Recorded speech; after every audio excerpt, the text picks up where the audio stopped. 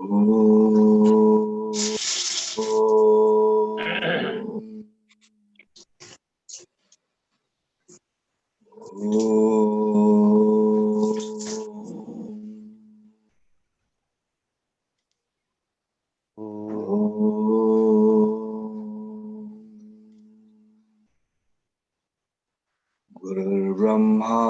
गुरुर्विष्णुः गुरुर्देवो महेश्वरः गुरुः साक्षात् परब्रह्म तस्मै श्री गुरवे नमः। अखण्डमण्डलाकारं व्याप्तं येन चराचरं तत्पदं दर्शितं येन तस्मै श्री गुरवे नमः। हरि ओम श्री गुरुभ्यो नमः। हरि ओम ओम श्री विश्वेश्वराय नमः। ओम श्री विश्वेश्वराय नमः। ओम श्री विश्वेश्वराय नमः। ओम श्री ऋषि प्रभाकराय नमः। ओम श्री ऋषि प्रभाकराय नमः। ओम श्री ऋषि प्रभाकराय नमः। जय गुरुदेव।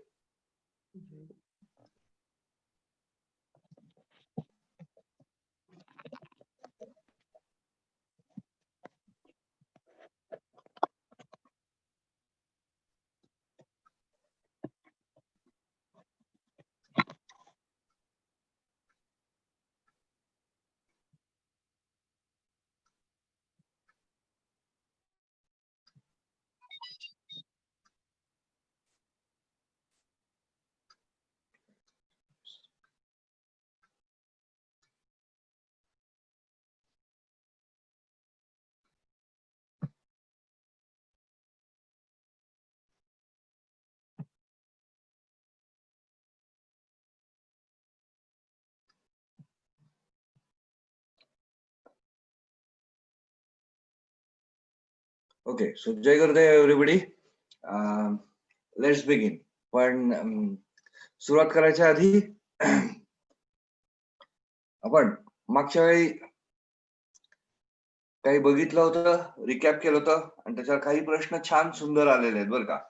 त्याच्यावर थोडं मंथन करू, मागच्या वेळेच्या संदर्भातला काही व्हिडिओ आणि हे बघू आणि मग आपण आज पुढे जाऊ आणि परत जेवढा कालावधी आहे त्याच्यामध्ये अजून काही व्हिडिओज बघता आले आपण तर सगळेजण एकत्र बघू, नाहीतर मग मी ग्रुपवर परत शेअर करेन.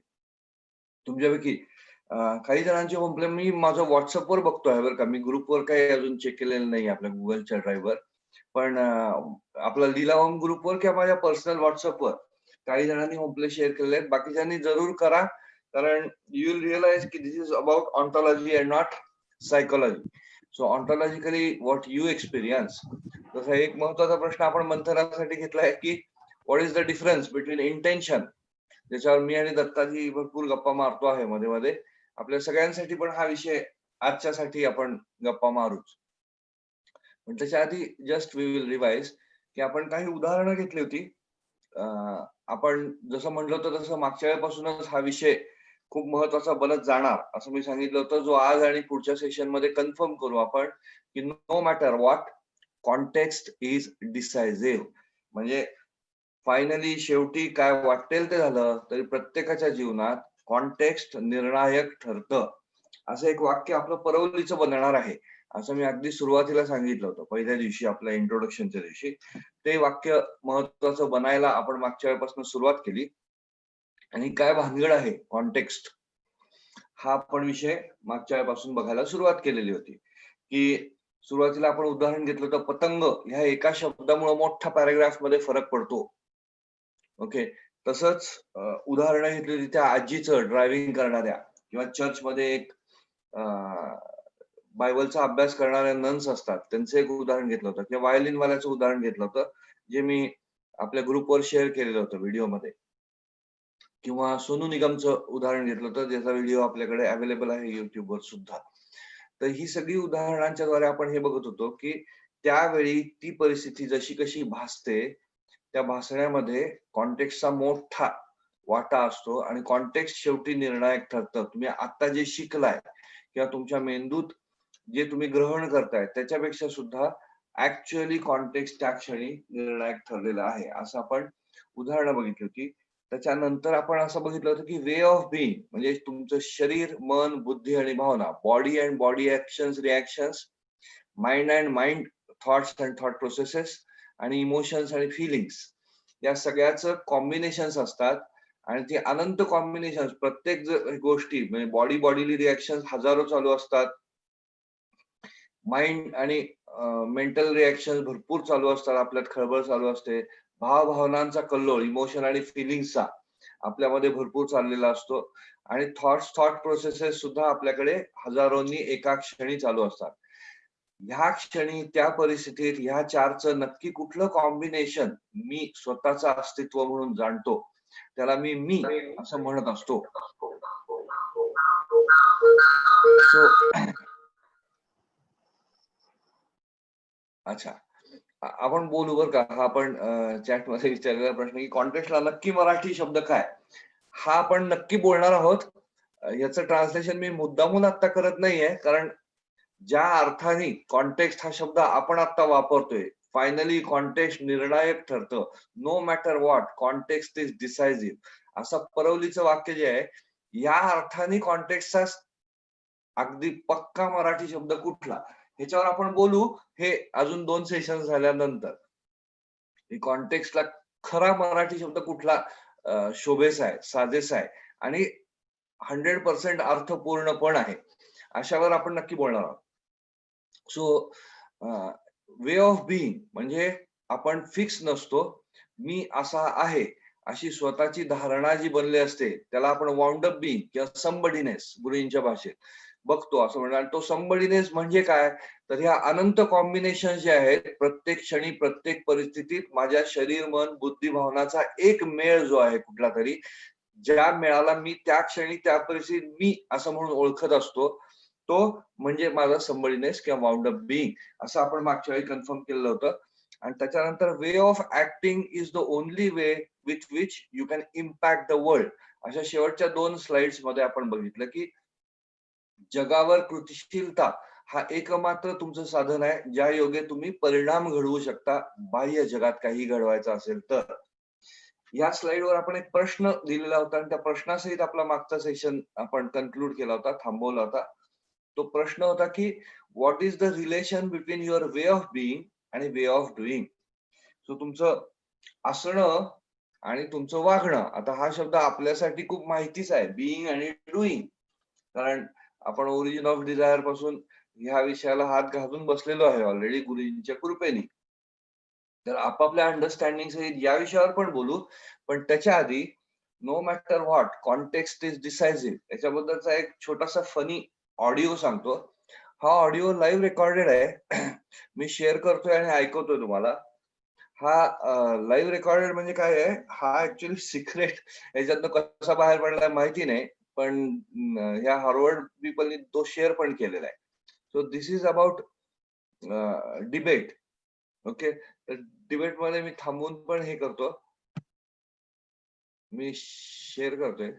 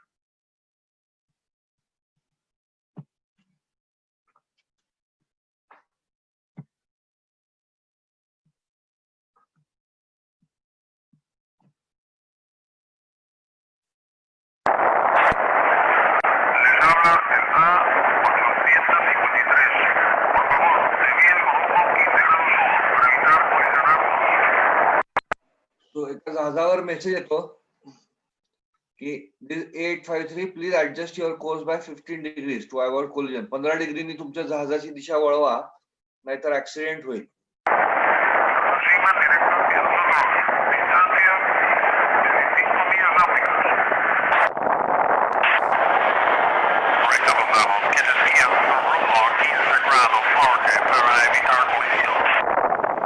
जहाजावरनं त्यांना उलटा मेसेज जातो की तुम्ही तुमची दिशा वळवा, आम्ही वळवत नाहीये.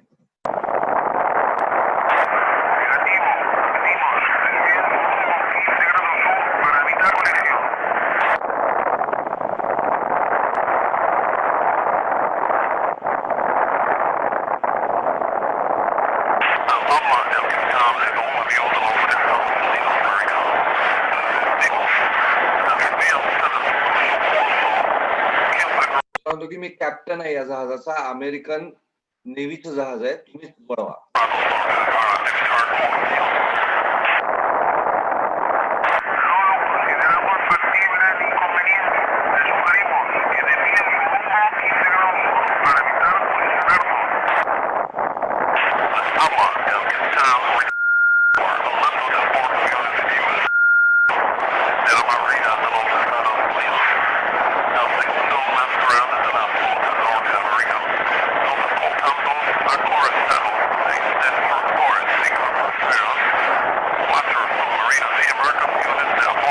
एवढं सगळं आहे. 2 battleship, 6 destroyers, 5 क्रुझर्स, 4 submarine, support vessels, एवढं सगळं घेऊन निघालेलो आहे. मुकाट्यानं तुम्ही दिशा बदला.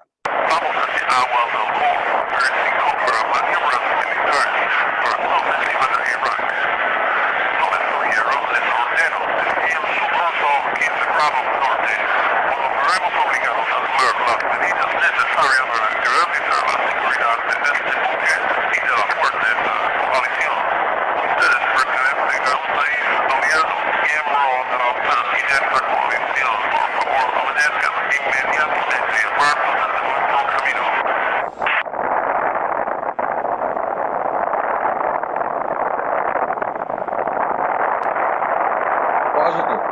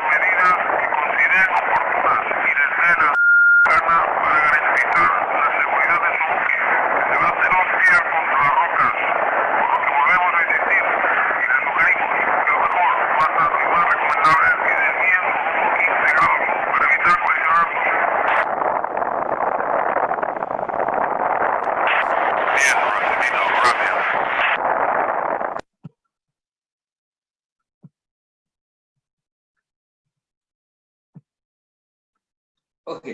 सो सांगायचं कारण काय, हा अमेरिकन नेव्हीचा ऍक्च्युअल ऑडिओ कोणीतरी त्या हार्वर्ड मध्ये शेअर केलेला आहे की this is how it is. American naval ship आहे, ते कोलाइड होणार आहे असं लाईट हाऊस मधला माणूस सांगतोय, तर त्याचं वाउंड अप बिईंग रेजेस आहे. याचं कन्क्लुजन काय, तर no matter what context is decisive. जोपर्यंत तुमचं कॉन्टेक्स्ट मी असा मोठा तू बदल दिशा, तू बदल दिशा, तू बदल. फायनली हा म्हणतो की मी 2च माणसं आहे, आमच्याकडे काही कोण नाही, आमच्याकडे फक्त एक कुत्रा आहे, मी लाईट हाऊस मध्ये बसलोय, पण दिशा तुलाच बदलायला पाहिजे कारण आम्ही फिक्स ड्राय लँड वर बसलेलो आहे. दॅट इज हाऊ पॉज मधला जो आहे ना, तो खूप इम्पॉर्टंट आहे. गुरुजींनी सांगितलेलं महात्म्य होतं. So no matter what context is decisive. याच्याबद्दलचे अजून 2 व्हिडिओज आपण आज बघणार आहोत. त्याच्या आधी, आजचा सेशन सुरू करायच्या आधी आपण जसं म्हटलं तसं या ग्रुपवर चर्चा खूप होणं अपेक्षित आहे बरं का. तुमच्या होमप्लेस माझ्या पर्सनल ह्याच्यावर येणं अपेक्षित आहे. आणि जसं म्हटलं तसं पॉवर ऑफ इंटेन्शन हा आपला वर्गच आहे. तर what is the difference between intention and context. कारण आपला एकच सेशन झालाय, शेवटच्या दिवशी आपण याच्यावर नक्की हुकमी बोलू शकू सगळेजण. पण तोपर्यंत what is the difference intention आणि कॉन्टेक्स्ट. हे असंच चालू ठेवू बरं का. आपण अजून 2 सेशन झाल्यावरच ह्याचं कन्क्लुजन करणार आहे. पण इंटेन्शनच्या द्वारे आपण सगळं मॅनिफेस्ट करत असतो, हे तर आपल्याला नक्की शिकून झालेलं आहे. वेगवेगळ्या माध्यमातून लॉ ऑफ अट्रॅक्शन म्हणा, द सिक्रेट म्हणा, पॉवर ऑफ इंटेन्शन म्हणा. दॅट इज हाऊ आय से की SSY K leadership is definitely a basis of any manifestation. हे आपण कन्क्लूड नक्की करू. त्याच्या आधी आपण आजचा सेशनला सुरुवात करूया. सो सेशनला सुरुवात करायच्या आधी मागचा प्रश्न जो होता, what is the relation between your way of being and your way of doing. तुमचं असं असणं आणि तुमचं असं वागणं याचा परस्पर संबंध काय आहे, याच्यातलं परस्पर नातं काय आहे, असा एक प्रश्न विचारला होता. सो त्याची उत्तरं तुम्ही सांगा आणि त्या उत्तरातनं आपण सुरू करू. अच्छा, हे अलाव करायला लागतंय.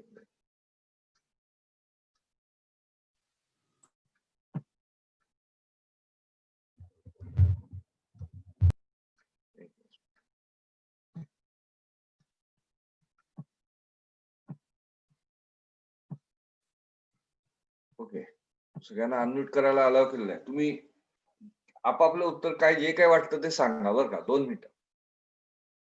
What is the relation between your way of being and your way of doing. कारण वे ऑफ बिईंग बद्दल आपण मागच्या वेळी बोललेलो होतो, ऍक्शन बद्दल पण बोललेलो होतो.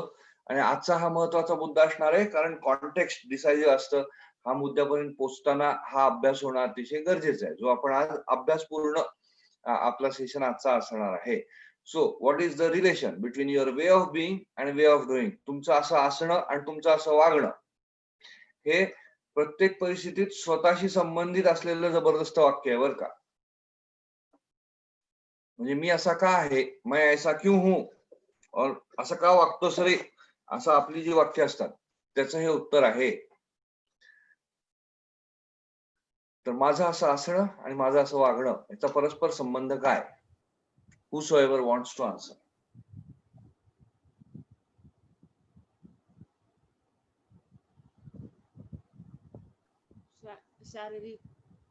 शारीरिक, मानसिक, भावनिक परिस्थितीत केलेलं जे आपण कृती असते ते म्हणजे ओके. बिंग. आणि त्या कोणत्या तरी एका ठाम राहून आपण पटकन निर्णय घेतो, म्हणजे ते आपल्याकडनं कृती केली जाते.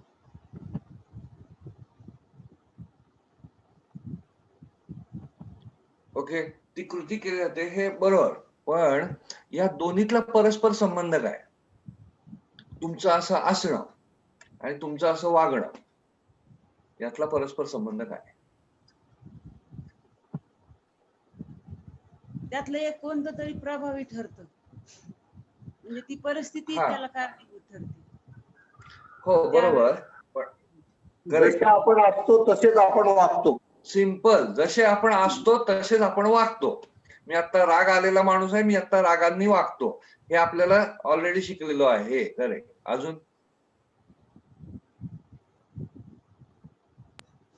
जय गुरुदेव. जय आपलं वे ऑफ बिईंग खूप मे बी जेन्युइन आहोत, लवेबल आहोत, केअरिंग आहोत, पण कॉन्टेक्स्ट बदलला तर वे ऑफ डुईंग बदलून जातं. म्हणजे परिस्थिती बदलली किंवा समोरच्याची काही ऍक्शन झाली तर त्याच्यानं आपली रिॲक्शन काही वेळा बदलून जाते. May be by heart genuine people, very lovable people, पण एखाद्याचं एक वागणं काही खटकलं त्यामुळे आपलं डुईंग बदलून जातं. True, absolutely. पण आपण हे नक्की खोलवर जाऊन अभ्यासणार आहे की समोरच्या प्रमाणे, परिस्थितीच्या प्रमाणे, स्थल, काल, व्यक्ती, द्रव्य यांच्या प्रमाणे जो काही रिॲक्टिव्ह, रिस्पॉन्सिव्ह माझ्यामध्ये बदल घडतो याचा अभ्यास आपण जोरदार करणारच आहोत. त्याच्या आधी ती रिॲक्शन करताना माझं स्वतःचं रिॲक्टिव्ह असणं आणि माझं स्वतःचं रिॲक्टिव्ह वागणं ह्याचा परस्पर संबंध काय, असा आपला आत्ताचा प्रश्न आहे. कारण मूळ माझं असं असणं आणि माझं असं वागणं ह्याच्या संदर्भात आज आपल्याला जबरदस्त काहीतरी एक अभ्यास करणार. जसं नानाने सांगितलं की सिंपल आन्सर आहे ना, जे आपण सगळ्यांनी कन्क्लूड केलं की मी जेव्हा चिडलेला असतो तेव्हा मी चिडलेला असल्याप्रमाणे राहतो. मी जेव्हा शांत समाधानी असतो तेव्हा मी शांत समाधानातनं वागतो. मी जसा असतो तसा मी वागतो, असं आपल्याला पक्क माहिती आहे सगळ्यांना. पण आपल्याला जर परिणाम माहित असले किंवा हा. परिणाम जाणवत असले तर आपण जसे असतो त्याच्यापेक्षा वेगळं पण आपण वागू शकतो. म्हणजे आपण त्यावेळी ज्यावेळी परिणाम जाणवत असतात त्यावेळी आपण वेगळे असतो जसे असतो त्याच्यापेक्षा, आणि तसे वागतो. गुरुजी पण असणं पण आपल्या कॉन्टेक्स्ट मधून क्रिएट झालेलं असतं. अच्छा, ते आपण शोधून काढणार आहे बरं का, की हे कुठून तयार झालेलं असतं, असं कशा, पण नक्की काय तयार झालेलं असतं हे आधी बघूया, मग ते कुठून तयार झालेलं असतं हे पण बघणार आहोत. म्हणजे हे खरंच सुपरफिशियल नाहीये बरं का, हे वरवरचं नाहीये.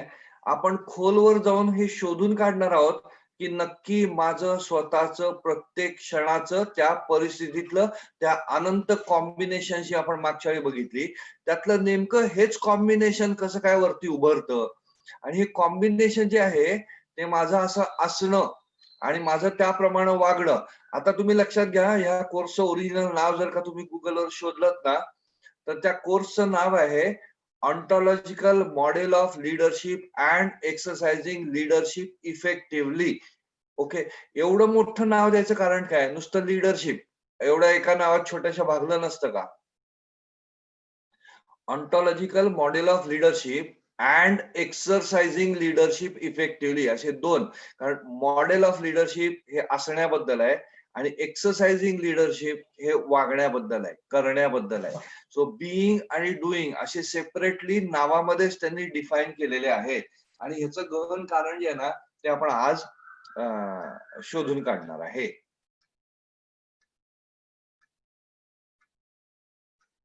ओके, सो जसे आपण असतो तसे आपण वागतो. म्हणजे जसे आपण कॉन्फिडेंट असेल तर कॉन्फिडेंटली वागणार, जर आपण शेकी असू आतमधनं तर आपण तसे वागणार, असं आपल्याला माहिती आहे. आता ह्यातला खोलवर जाऊन नक्की काय संबंध असतो तो आपण आज बघायचा आहे.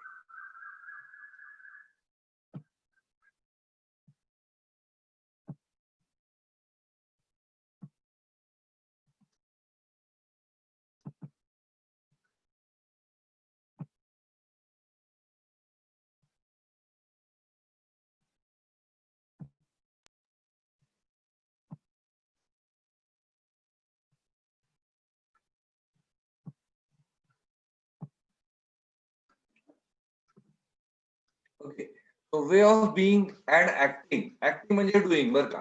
So way of being and doing याच्यातला परस्पर संबंध हा आपला आजचा जोराचा मुद्दा आहे.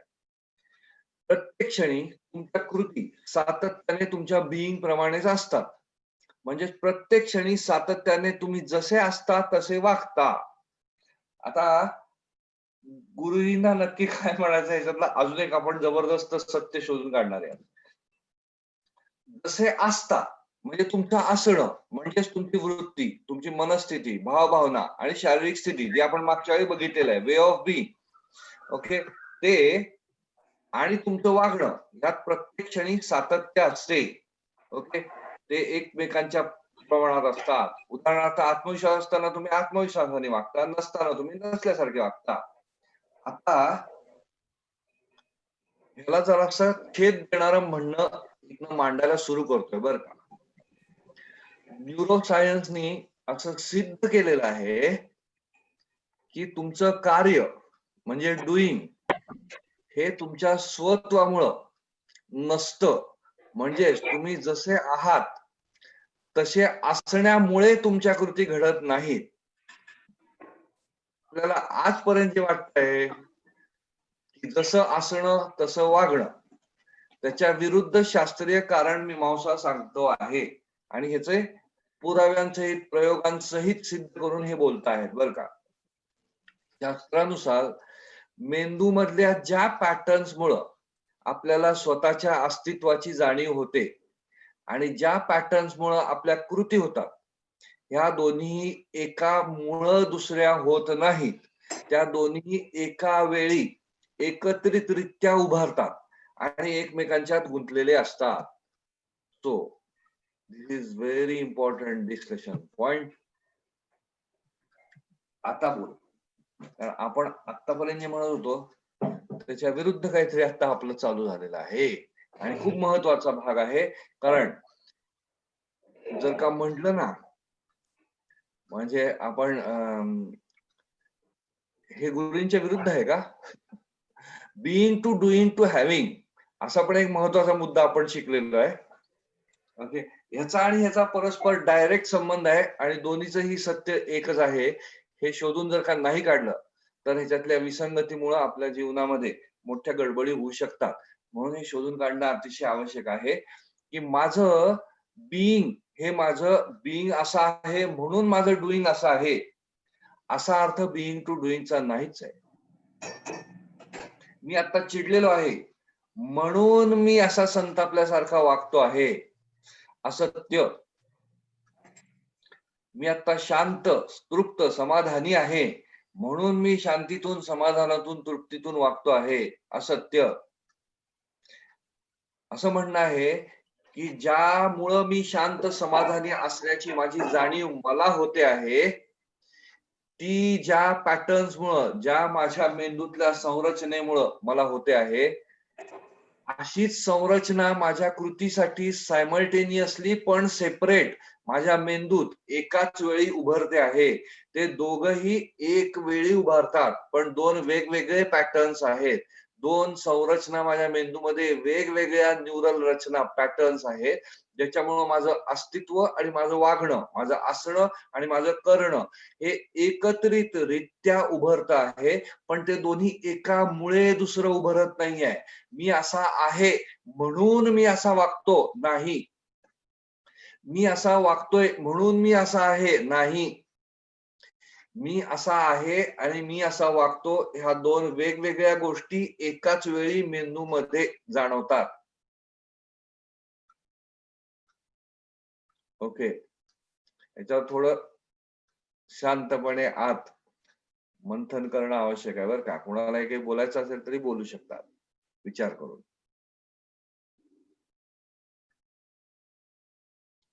My way of being and my way of acting, they are arising simultaneously in my brain as patterns and they are not causing each other. They are arising each other simultaneously in my brain.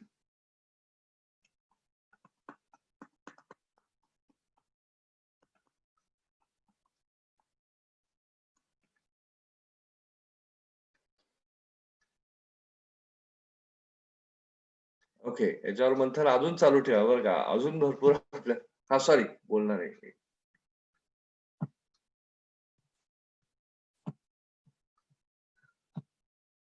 हा बोलायचं होतं जगन्नाथजी काही. Okay okay, so let's get into sharing.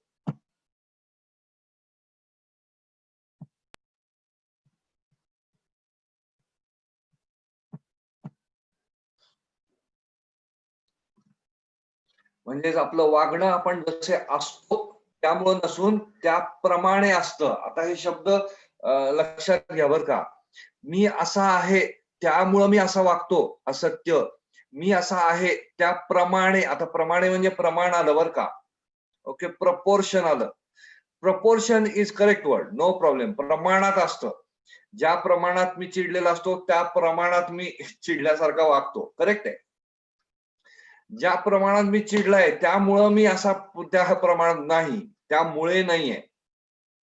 कारण माझा एक pattern असा असा मेंदूत जाणवलाय उगवलाय त्याच्यामुळं माझा दुसरा पॅटर्न उगवलाय नाही. म्हणजेच आपली वृत्ती किंवा मनस्थितीमुळे मी असा वागतो आहे. माझी आता सध्या मनस्थितीच खालावलेली आहे रे त्यामुळं मी असा वागतोय. त्याची सध्या समजून घ्या, त्याची मनस्थिती अशी आहे ना म्हणून तो असा वागतोय नाही असत्य. आपली शारीरिक स्थिती अशी आहे त्यामुळे मी असं वागतो नाही. भावभावना माझ्या अशा आहेत त्यामुळे मी असा वागतो नाही. आणि शेवटी मी निर्णय घेतलाय ना त्यामुळे मी असा वागतो नाही. सगळे असत्य. वास्तविक पाहता मेंदूत ज्या पॅटर्न मुळे आपण वागतो त्याच्या काही सेकंद अंश मी असा करतो. ओके, सो बिईंग आणि डुईंग,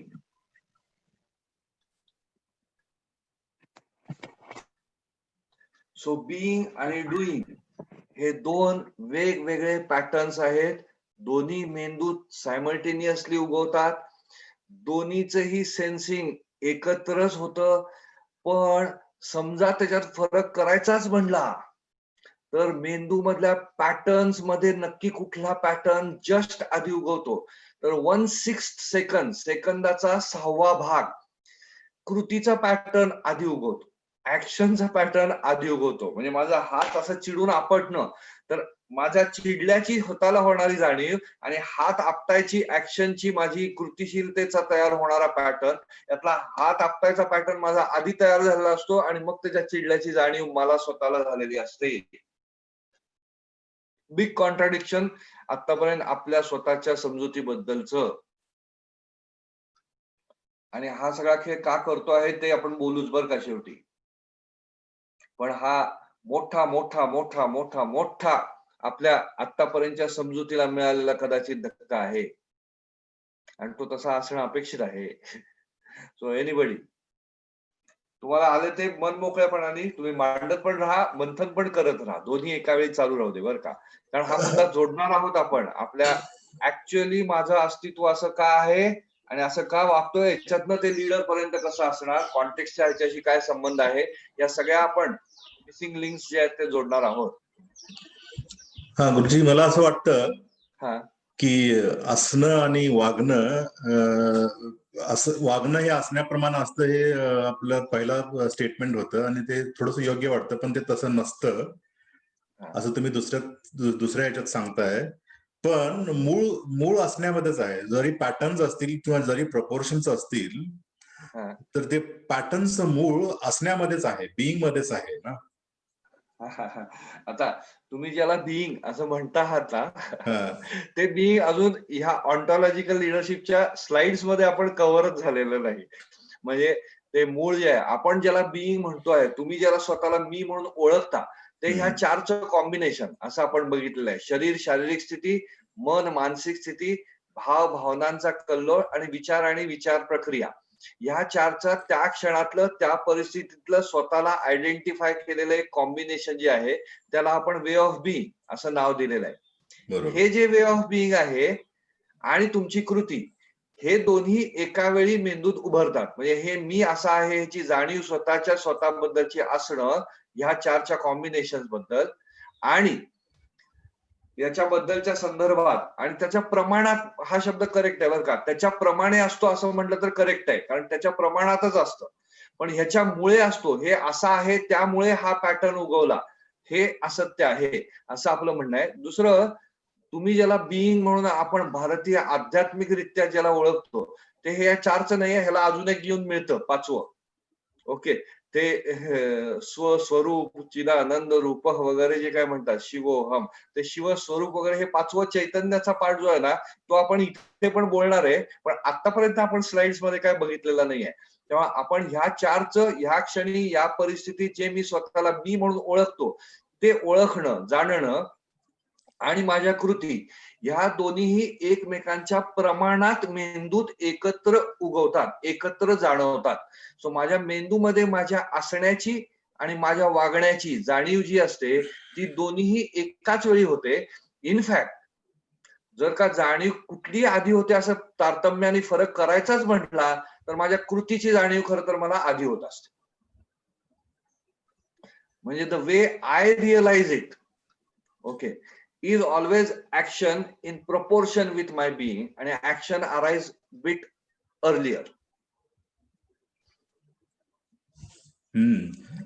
पण रूट असण्यामध्येच आहे ना, ऍक्शन असेल जरी रूट जर असणं नसेल तर वागणं येणारच नाही. हे कळलं कसं बरं?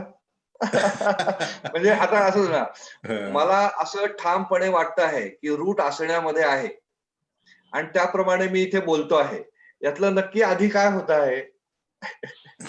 आधी वागणं होत.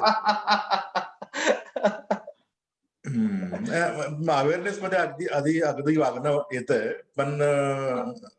पण त्याच्यामध्ये जे आधी जे प्रोसेसिंग झालंय, जे असणं झालंय ते थोडंसं आधी झालंय, पण त्याचा अवेअरनेस तेवढा नसेल. पण वागण्याचा अवेअरनेस जास्त येतो किंवा आधी तेच ना. येतो आणि तो असण्याचा अवेअरनेस नसतो. पण ते असण्यामुळेच वागणं निर्माण झालं. म्हणजे आता मी जे प्रोसेसिंग झालं तुमच्या आपल्या 2-3 वेळामध्ये ते माझ्या असण्यामध्ये असेल. पण जे आता वागणं आलं ते ऍक्च्युली अवेअरनेस मध्ये आलं जास्त करून. हा, नाही तसं नाहीये. हा.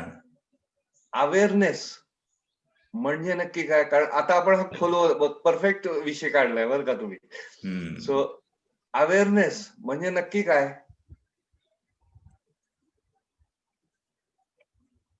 कारण आपण त्या जाणीवेबद्दल बोलायला लागलो. आता हे शब्द झाले बरं का, जाणीव म्हणून. पण हो. Awareness is that what you encompass through ते 6 असतात. 5 ज्ञानेंद्रिय आणि एक त्याचं गट फिलिंग असं म्हणतात. 6th सेन्स असं एक नाव आहे. हे 6 जणांचं जे कॉम्बिनेशन माझ्यासाठी आहे, त्या 6ही जणांचा परिणाम जेव्हा मला जाणवतो तेव्हा कधी? म्हणजे गाढ झोपेत असताना नसतं. हेच सगळं अवेअरनेस किंवा मी कोमात असताना नसतो. मग कधी असतो? त्या एका सुषुप्त अवस्थेत किंवा जागृत अवस्थेत मला ज्या काही जाणीवा होत असतात, त्या सगळ्या जेव्हा ज्या क्षणी मला अवेअरनेस म्हणजे जाणीव होते, त्या क्षणी नक्की अवेअरनेस जाणीव होते म्हणजे काय होतं? बरं काहीतरी घडामोड होते. हा. आशुतोषजी, नाना बोलतो. येस नानाजी. हे जे एक षष्ठांश सेकंद आधी वागणं असतं आपलं, हा. हे आपल्या कुठे जीन्सची रिलेटेड असतं का मग? म्हणजे कशाशी? सॉरी. जीन्स जीन्स आपलं ना, खूपच ऍक्च्युली जेनेटिक हे किंवा जिनोमचा आपल्या ऍक्च्युअली बिईंगशी आणि डुईंगशी कसा संबंध असतो किंवा कॉन्टेक्च्युअली जीन्स किंवा आपल्या इथं भारतामध्ये कर्म चा सिद्धांत असतो. हा, ओके. कर्मविपाक त्याचा सिद्धांत. हा कर्माचा सिद्धांत किंवा जीन्स किंवा काय म्हणतात प्रारब्ध कर्म असं एक आपल्याला मिळालेलं जबरदस्त हत्यार आहे. याचा संबंध डायरेक्टली कॉन्टेक्स्टशी कसा लावायचा हा विषय आपण नक्कीच जोरदार घेऊ. जेनेटिक संबंध आहे का? हो आहे, ऍब्सोल्युटली आहे. जीन्सशी पण आहे. पण जीन्स द्वारा सुद्धा what you get into as awareness, तुमच्या जाणीवेच्या पातळीवर तुम्ही असं असणं, त्यातलं तुमचा असण्याचा भाग शरीर आणि शारीरिक स्थितीमध्ये जीन्स आलेच. कारण त्याच्यामध्ये जेनेटिक संरचना जी कदाचित तुमची नाही, तुमच्या वाडवडिलांच्या पुण्याने तुम्हाला जेनेटिक संरचना अशी मिळाली, असा विषय येऊ शकतो. हो येऊ शकतो, पण दॅट इज स्टील या 4 पैकी शरीर आणि शारीरिक यंत्रणा संयंत्रणा याच्यामध्ये तुमच्या जीन्सचा भाग नक्कीच येतो, ज्याचा संबंध ब्रेन प्रोसेसिंगशी सुद्धा डायरेक्टली येतोच येतो. पण मला जाणीव होते, माझ्या अवेअरनेस मध्ये येतं म्हणजे नक्की काय होतं? तर इट इज अगेन जेव्हा मी स्वतःला अवेअरनेस मध्ये येणं, अवेअरनेस मध्ये आहे असं म्हणणं, असं जेव्हा म्हणतोय, that is मिअर sensing something directly or indirectly. म्हणजे जाणता अजाणता माझ्या मेंदूनी कॉन्शियसली किंवा अनकॉन्शियसली सबकॉन्शियसली काहीतरी संग्रहण केलं, त्याला मी जाणीव म्हणतो. आता अजाणता किंवा जाणता संग्रहण करणं ही जी प्रक्रिया होते आहे, याच्यामध्ये मेंदूमध्ये काही ना काही न्यूरल मोमेंट घडामोड अपेक्षितच आहे. ती घडामोड जी आहे ती नक्की कधी आणि कशी होते ह्याच्यावर आता हे वरवरच राहिलं नाही बरं का, ह्याच्यात खरंच हजारो लाखो प्रयोग आता चालू आहे. त्याच्यातनं असं म्हणतोय की एक्झॅक्टली बिईंग, मला जेव्हा स्वतःची कुठलीही अवेअरनेस, माझा स्वतःचा स्वतःबद्दलचा असणं आणि कुठल्याही कृतीबद्दलचा अवेअरनेस असणं, हे दोन्ही जेव्हा ताडून बघायला बघतो मी कुठल्याही कृतीबद्दल किंवा कुठल्याही माझ्या स्वत्वाच्या जाणीवेबद्दल, तर त्या क्षणी हेच जाणवतं की ते दोन्ही एकमेकांच्या मुळे नाही आहेत, एकमेकांच्या प्रमाणात आहेत. कारण ज्या क्षणी असे प्रयोग केले गेले ना, त्या क्षणी ह्या पॅटर्न मुळे हा पॅटर्न इव्हॉल्व्ह झाला असं सिद्ध करायचं ठरवून सुद्धा सिद्ध करता आलेलं नाहीये. पण ते दोन्ही एका वेळी असतात, त्यामुळे भास नक्की असा होऊ शकतो की हे ह्याच्यामुळे असं होतंय. मी असा आहे त्यामुळे असं वागतोय की मी असा वागलोय त्यामुळे मला असं वाटतंय. हा भास मला होऊ शकतो, कारण ते दोन्ही मेंदूत एकाच वेळी होतंय. मला स्वतःला माझ्या कृतीबद्दल आणि माझ्या अस्तित्वाबद्दलची जाणीव जी आहे, या दोन्ही जाणीवा एकाच वेळी होत आहेत. त्यामुळं माझा जबरदस्त असा गोंधळ होऊ शकतो का? हो. येस, काहीतरी बोलायचं होतं बऱ्याच कृष्णा? वेळेला कृती आधी घडून जाते ना. करेक्ट. बऱ्याच वेळेला कृती आधी घडून पण जाते. तेच तर आपल्याला इथे सांगतायत हे लोक, की कृतीचा पॅटर्न बहुतेक वेळा थोडासा आधीच उगवलेला असतो. जरी मला ते लिंक करता आलं नाही तरी. आणि जसे रंगाजी बोलतायत, की हो, ते कृती घडून जाते, पण त्याचं मूळ माझ्या असण्यामध्येच असतं. तर ते जे मूळ माझ्या असण्यामध्ये आहे असं मी जाणतोय, जे मी अजाणता कृती करून बसतो ते तर माझ्या कॉन्शियस माइंड बद्दल झालं. पण अजाणता माझं अस्तित्व त्याच्याशी जुळलेलं आहे का? हो. आणि ते प्रमाणात जुळलेलं आहे, पण ते एकमेकांमुळे जुळलेलं नाहीये. ते दोन्ही एका वेळी झालेलं आहे माझ्या मेंदूमध्ये. माझं असं असणं आणि माझं असं वागणं हे दोन्ही सेपरेट आहेत का? नाही.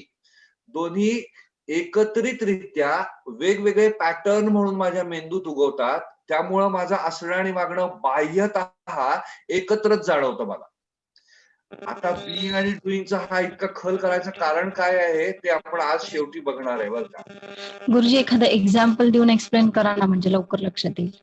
उदाहरण म्हटलं तर आता लाईव्ह एक्झाम्पल इज, आता त्यांनी प्रश्न विचारला, नानाजींनी मला आता असा प्रश्न विचारला, की त्याचं मूळ तर ह्याच्यामध्येच आहे ना. हा प्रश्न विचारण्याचं त्यांचं असणं, की त्यांना मला शंका आली असं मला वाटतं आहे. ओके, हे माझं असणं आहे. मला हे पटत नाहीये. मला हे वाटतं जेन्युइनली, की माझं अस्तित्व, माझं मूळ, ओके, ह्याच्यातच गाभा आहे. ह्याच्यामुळेच मी असा वागतो, असं मला वाटतं आहे, असं माझं असणं आहे. That is my being. आणि मग माझं डुईंग, ऍक्शन. थांबा, आपण प्रश्न विचारतो. आता यातलं नक्की काय झालं आधी? तर हे वेगवेगळे ह्याच्यामुळे असं नाही, की मला अशी शंका आलेली आहे, त्यामुळं मी असा आहे, त्यामुळं मी प्रश्न विचारतो आहे. नाही. मला अशी शंका आलेली आहे आणि हा मी प्रश्न विचारतो आहे. या दोन वेगवेगळ्या पॅटर्न्स माझ्या मेंदूमध्ये एका वेळीच उगवले आहेत. उदाहरणार्थ मी चिडलो आणि असा हात आपटला. तर मी चिडलो आणि माझा हात त्या रागातनं मी आपटला. या दोन गोष्टी असं वाटतं, की एकामुळं दुसरं झालेलं आहे. मी अतिशय रागावलो, त्यामुळे मी हात आपटला. नाही, मी अतिशय रागावलो आणि त्याप्रमाणेच मी हात आपटला. करेक्ट, सत्य. आता या दोन वाक्यांमध्ये त्यामुळे आणि त्याप्रमाणे हे दोन वेगवेगळे शब्द असल्यामुळे मोठा फरक पडतो. त्यामुळे असं ज्यावेळी मी म्हणतो, त्यावेळी असं म्हणतोय, की मला ही जी जाणीव झाली, मी चिडलेलो आहे, हा जो पॅटर्न आहे, ह्या पॅटर्नच्या अस्तित्वामुळे माझा दुसरा पॅटर्न तयार झाला, असा त्याचा ऍक्च्युअली मेंदूतला अर्थ तयार होतो, जे सत्य नाहीये.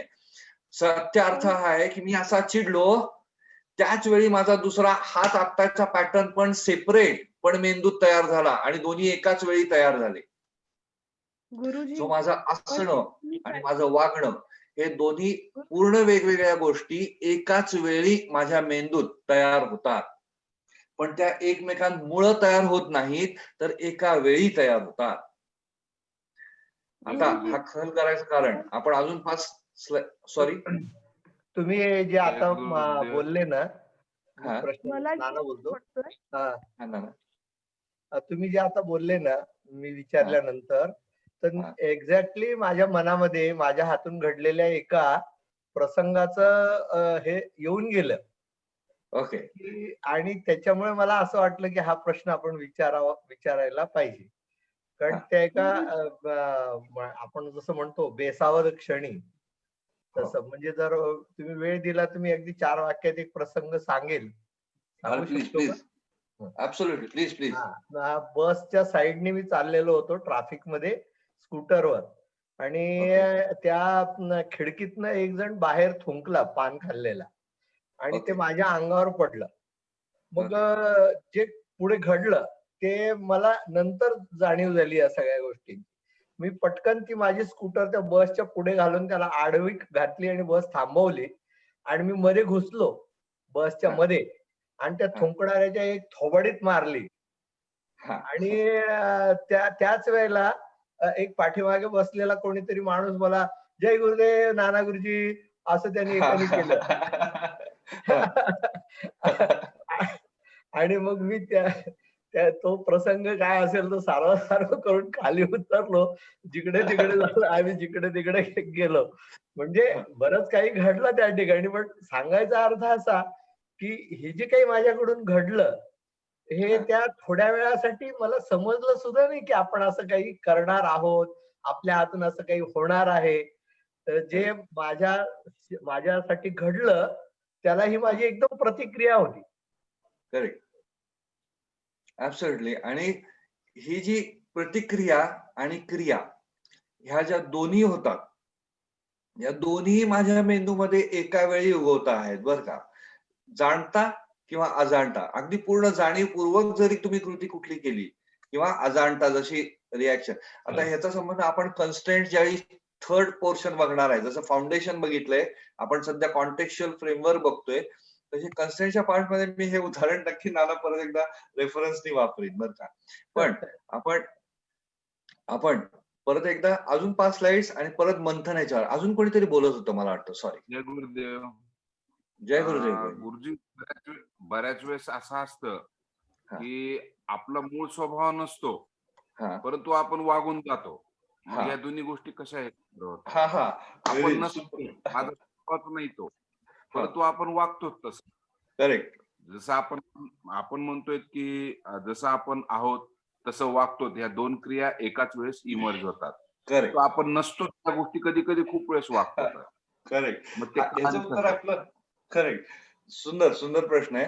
ह्याचं उत्तर आपण मागच्या वेळी खरं तर बघितलंय बरं का, की आपण तसे नसतोच मुळात. मग मुळात आपण कसे असतो असा मागच्या वेळेचा प्रश्न आहे ना, की मागच्या वेळी आपण बघितलं की किती कॉम्बिनेशन्स अवेलेबल आहेत माझ्या असण्याबद्दलची. तर अनंत कॉम्बिनेशन्स अवेलेबल आहेत जी अजून मी सगळी बघितलेली नाहीये. पण माझे शरीर अनेक घटना, अनेक क्रिया प्रक्रिया, मन अनेक खळबळी, बुद्धी अनंत विचार, भावभावना अनंत कल्लोळ, या सगळ्या अनंत कॉम्बिनेशन्स पैकी ह्या चारचा मिळून एक त्या क्षणाचं त्या परिस्थितीतलं कॉम्बिनेशन ज्याला मी असं म्हणून ओळखत असतो. आणि ह्या अनंत कॉम्बिनेशन्स हा खरं तर माझा मूळ स्वभाव, ज्यातले मी काही आतापर्यंत अनुभवलेले आहेत, काही मी अनुभवलेले नाहीत. ते अनुभवलेले जे मी नाहीत ते माझ्या समोर आले कॉम्बिनेशन्स, की मी म्हणतो की अरे हा तर माझा मूळ स्वभाव नाहीये, मी असा कसा काय वागलो, कारण मी आजपर्यंत हे कॉम्बिनेशन वापरलेलं नाहीये. पण ज्या क्षणी मी हे कॉम्बिनेशन वापरतो त्या क्षणापासून ते पण कॉम्बिनेशन माझ्याकडे अवेलेबल आहे हे मला कळतं. म्हणजे ज्याला आपण मागच्या गुरुजींच्या भाषेत बघितलं होतं, हु आर यू. तर मी I am so and so, I am so and so, I am so and so, I am so and so, त्यातला जे काय I am so and so हे पक्के करून ठेवलेले 5 मी असतात, त्याला मी समजत असतो माझा मूळ. ऍक्च्युअली माझं मूळ कुठलं, हा मोठा मुद्दा आहे. तर तो जो मूळ स्वभाव असा आपण वापरतो ना, शब्द खूप कॅज्युअल पण खूप गहन अर्थाचे हे शब्द तुम्ही दिलेत गोविंदजी, की माझा मूळ स्वभाव नक्की कसा आणि माझे नक्की मूळ स्वभाव किती, त्यातला कुठला माझा मूळ स्वभाव आहे, असा प्रश्न जर का पडला तर हे अनंत कॉम्बिनेशन हा माझा मूळ स्वभाव आहे. तर सगळेच कॉम्बिनेशन अवेलेबल आहेत. त्यातले नेहमी जे गुळगुळीत करून मी वापरत असतो सारखे, त्याला मी चुकून समजायला लागतो की माझा मूळ स्वभाव एवढाच. खरं तर हा सत्य नाहीये. माझा मूळ स्वभाव खूप अनंत कॉम्बिनेशनचा आहे. त्यातला कुठलाही मी ऐनवेळी वापरू शकतो. काही वेळा तो रिफ्लेक्स ऍक्शन येतो, जसं आता नाना म्हणले तसं रिॲक्शन म्हणून असं येऊ शकतो. जय गुरुदेव. दासू काका बोलतो. जय गुरुदेव काका. मी मेंदूच्या संदर्भामध्ये बोलणार आहे, न्यूरोलॉजीच्या संदर्भामध्ये, की आपल्या मेंदूमध्ये नेहमी ऍक्शन पॅटर्न म्हणजे काय कृती करायची त्याची जी पद्धत आहे, पॅटर्न म्हणजे पद्धत, ती पद्धत काय असावी याचा विचार सतत चालू असतो. त्याप्रमाणे आपण ऍक्शन केली तर त्याचा काय जाणीव आपल्याला होऊ शकते याचा विचार एकाच वेळी मनामध्ये येत राहतो आणि मग आपल्या पॅटर्न मध्ये आपण चेंजेस करत राहतो, बदल करत राहतो. ऍब्सोल्युटली. ह्या मुद्द्यापर्यंत आपण नक्की जाणार आहोत की मेंदू काय करत असतो नक्की. याच्या आधी मेंदूमध्ये ह्या 2 गोष्टी नक्की परफेक्ट काकांनी पॉइंट मांडला. हा जो कृतिशीलतेचा पॅटर्न असतो त्याच्यावर मेंदूचं सतत काम चालूच असतं. आपोआप तुमच्या नकळत की काय कृती होणं अपेक्षित आहे ह्या दिशेने मेंदूचा आपोआप विचार सतत चालूच असतो. सो आपण पुढच्या 5-6 स्लाइड करूया आणि देन वी विल गेट. जय गुरुदेव. Sorry sorry sorry. कोणतरी मा बोलणार होत्या, आपण थांबवलं होत्या ना. अच्छा अच्छा एक मिनिट. तर त्यांना बोलायचं का बघा, कारण 2-3 वेळा त्यांनी बोलायचा प्रयत्न केला आणि आपण दुसरंच कोणतरी ओके ओके ओके. जय गुरुदेव. जय गुरुदेव गुरुजी. येस बोला तर बोला. सर तुम्ही जे 2 पॅटर्न सांगितले, आपण असं असणं आणि आपण असं वागणं ह्या वेगवेगळ्या दोन्ही क्रिया आहेत हे सांगितलं. पण ह्या दोन्ही प्रक्रिया ज्या निर्माण होत आहेत त्या आपल्या बिलीव्हमुळे आणि आपल्या ज्या इन्फॉर्मेशन येते त्यामुळेच तर निर्माण होत आहेत ना सर दोन्ही प्रक्रिया. सुपर रेवती मा, तुम्ही परफेक्ट लाईन पकडलेली आहे. हा प्रश्न मी थोड्या वेळाने विचारणार आहे सगळ्यांना बरं का. पण हाच प्रश्न आहे. पण हा प्रश्न विचारायची फक्त थोडी, मी अजून 10 स्लाइड्स नंतर हाच प्रश्न विचारणार आहे की नक्की कशामुळे काय होतंय ह्याची क्लॅरिटी सायंटिफिकली घेतल्यानंतर we need to talk this question. Most important question आजचा हा असणार आहे जो आता रेवतीमांनी विचारला की नक्की कशामुळे होतं हे दोन्ही. हा प्रश्न आत्ता चालूच ठेवा, मी परत हा प्रश्न विचारतो आहे बरं का. अजून 5-10 स्लाइड नंतर हा प्रश्न आपल्या सगळ्यांसाठी कॉमन असणार आहे. तोपर्यंत तुमचं मंथन चालू ठेवा. परफेक्ट क्वेश्चन रेवतीमा, थँक्यू.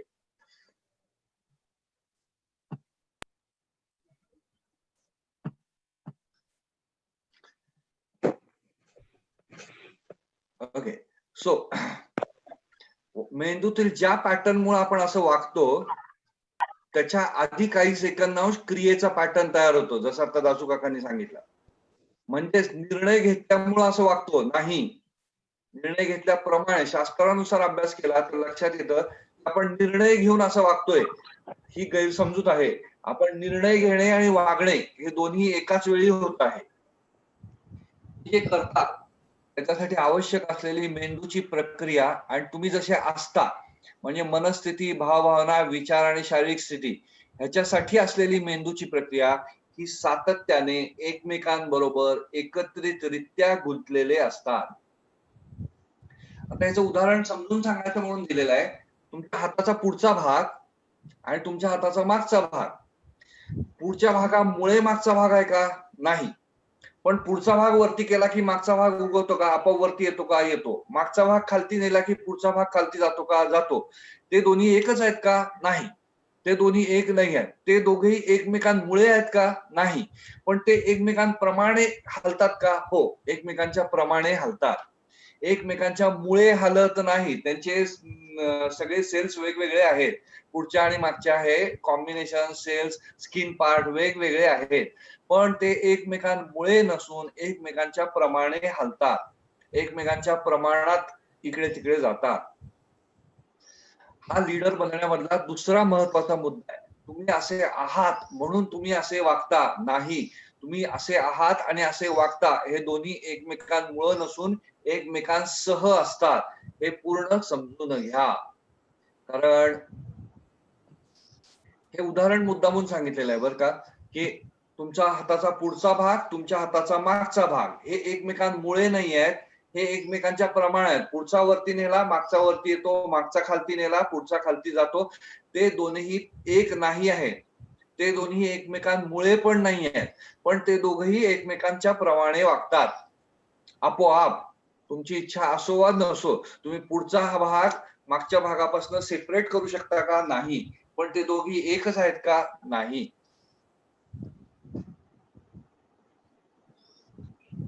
सो आता महत्वाचा प्रश्न जो मगाशी रेवतीमांनी विचारला तो, आता जर काही समजलेलं असेल तर मग आता प्रश्न पडतो की तुमचं असणं म्हणजे बिईंग म्हणजेच तुमची शारीरिक, मानसिक, भावनिक, बौद्धिक स्थिती आणि तुमची कृती म्हणजे तुमचं डुईंग हे एकत्र उभारण्याचं कारण काय? आता बोला. आता परत एकदा तोच प्रश्न जो रेवतीमांनी विचारला की बरोबर आहे, मग माझं ह्याच्यामुळे हे होत नाहीये, माझ्या बी मुळे डुईंग नाहीये, माझे बिईंग आणि डुईंग दोन्ही एकत्र उगवत आहेत. मग कशामुळे उगवत आहेत?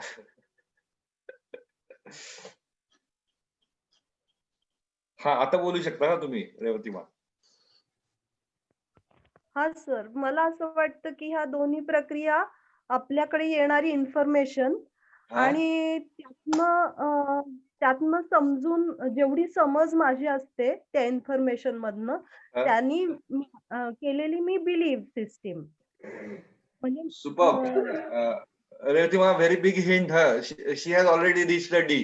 त्यांनी म्हणजे जवळजवळ गोल मारल्यासारखं आहे की जर का माझ्या असण्यामुळे माझं वागणं नाहीये, असणं आणि वागणं दोन्ही एका वेळी माझ्या मेंदूत उभरतंय, तर मग कारण काय?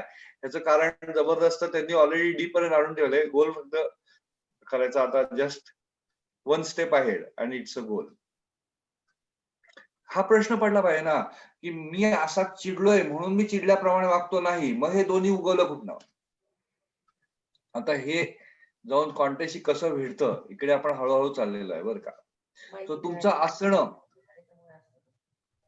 सॉरी कोणाला बोलायचं होतं? सॉरी, हा काही बोलायचं होतं कोणाला?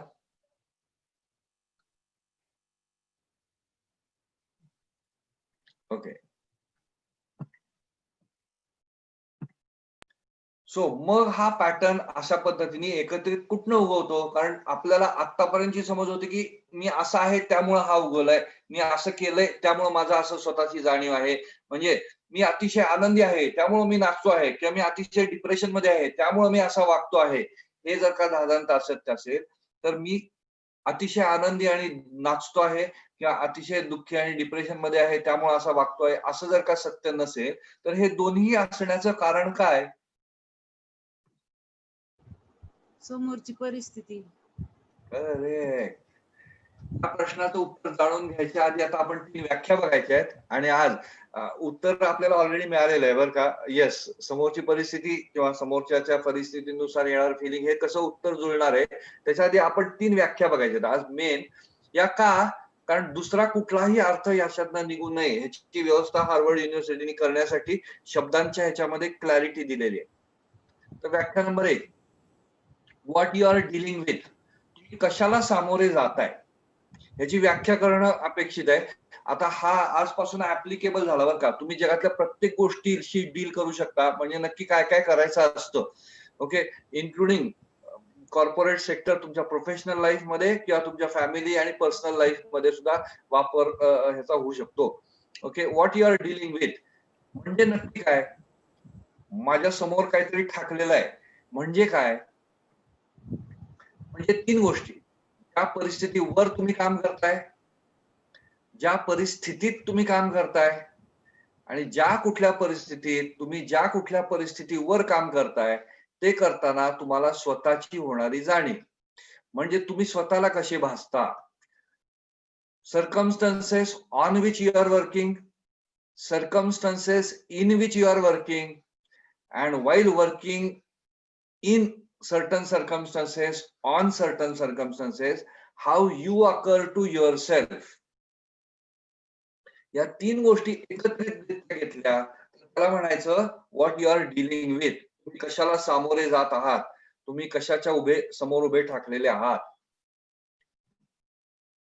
आता सेकंड व्याख्या, भासणे म्हणजे काय? भासणे म्हणजे हे जे 3 गोष्टी आहेत त्याची तुम्हाला होणारी जाणीव. भासणे म्हणजे तुम्ही ज्या परिस्थितीवर काम करत आहात त्याची तुम्हाला होणारी जाणीव. भासणे हे बाह्य गोष्टीची पण संबंधित आहे. म्हणजे लक्षात घ्या की ज्या परिस्थितीवर तुम्ही काम करताय तुम्हाला भासते, म्हणजे तुम्हाला कळत किंवा नकळत होणारी पुढील गोष्टींबाबतची जाणीव. या 3 गोष्टींबद्दलची तुम्हाला काय जाणीव होते? ज्या परिस्थितीवर तुम्ही काम करताय ह्याची तुम्हाला होणारी जाणीव, ज्या परिस्थितीत तुम्ही काम करताय ह्याची तुम्हाला होणारी जाणीव, आणि ज्या परिस्थितीवर तुम्ही काम करताय त्याच्यात तुमची स्वतःची स्वतःला होणारी जाणीव. या तिन्हीलाही म्हणतात अकरन्स. आणि कोरिलेटेड म्हणजे 2 मधला विशिष्ट संबंध, 2 गोष्टींमधला एकमेकांचा परस्पर संबंध जो असतो त्याला म्हणायचं कोरिलेटेड, संबंधित. ओके, म्हणजे डान्स असतो ना, तो साल्सा वगैरे करतात बघा, एक माणूस पुढे जात असतो, एक माणूस मागे, पण त्यांच्या मुवमेंट ज्या असतात त्या कोऑर्डिनेटेड असतात, त्याला म्हणायचं को रिलेटेड, सुसंबंधित. ओके, नैसर्गिक जवळीप्रमाणे जिव्हाळ्याचा समबंध असं म्हणतात. आता या व्याख्यांसहित आपल्या प्रश्नांचं उत्तर शोधायचंय बरं का.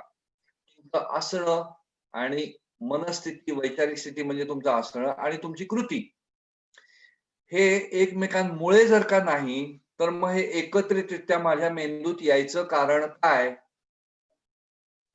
या प्रश्नाचं उत्तर शोधायच्या मध्येच तुमच्या लीडर असण्याचं म्हणजे जीवनाचा शिल्पकार असण्याच्या मुळाचं मूळ आहे.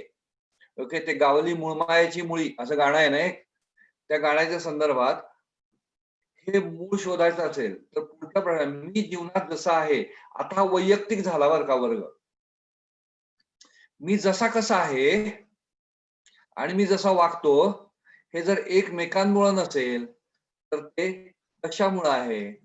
आणि ह्या प्रश्नाचं उत्तर ज्याला गवसलं त्याच्यामध्ये जीवनाचा शिल्पकार असण्याचं मूळ आहे. कारण हे या प्रश्नाचं उत्तर जर का नाही मिळालं तर मला जीवनात काहीही लीड करता येणार नाही आहे. आणि ह्या प्रश्नाचं उत्तर गवसण्यासाठी नुसतं वाचू नका. हा प्रश्न स्वतःला डोळे बंद करून जरा विचारा की मी जेव्हा जीवनाचा शिल्पकार असतो किंवा जीवनाच्या शिल्पकाराप्रमाणे वागतो, म्हणजे खरंच मी जीवन लीड करत असतो, माझं पूर्ण जीवन माझ्या ताब्यात जेव्हा असतं असं मला भासत असतं, तेव्हा मी तसा का असतो आणि का वागतो?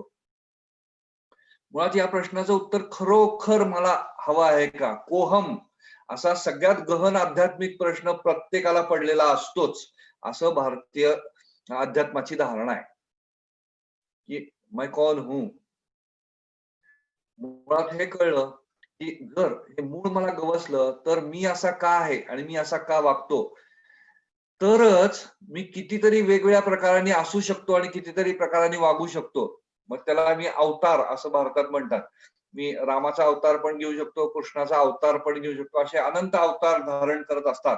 ओके, असे अवतार धारण करणं शक्य आहे हे कळायसाठी ह्या अवताराचं अस्तित्व आणि तसं वागणं हे कुठनं उगवतं या मुळापर्यंत पोहोचणं गरजेचं आहे.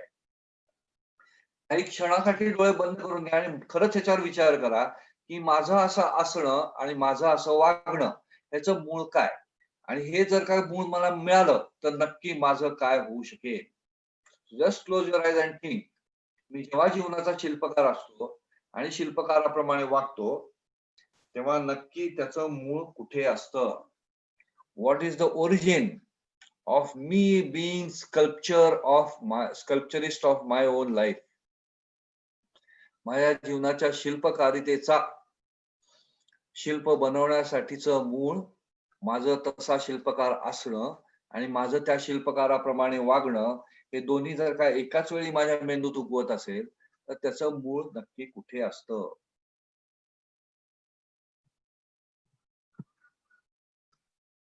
Okay, open your eyes. जर डोळे बंद केले असतील तर परत एकदा डोळे उघडून घ्या आणि आता या प्रश्नांच्या उत्तराकडे आपण सॉरी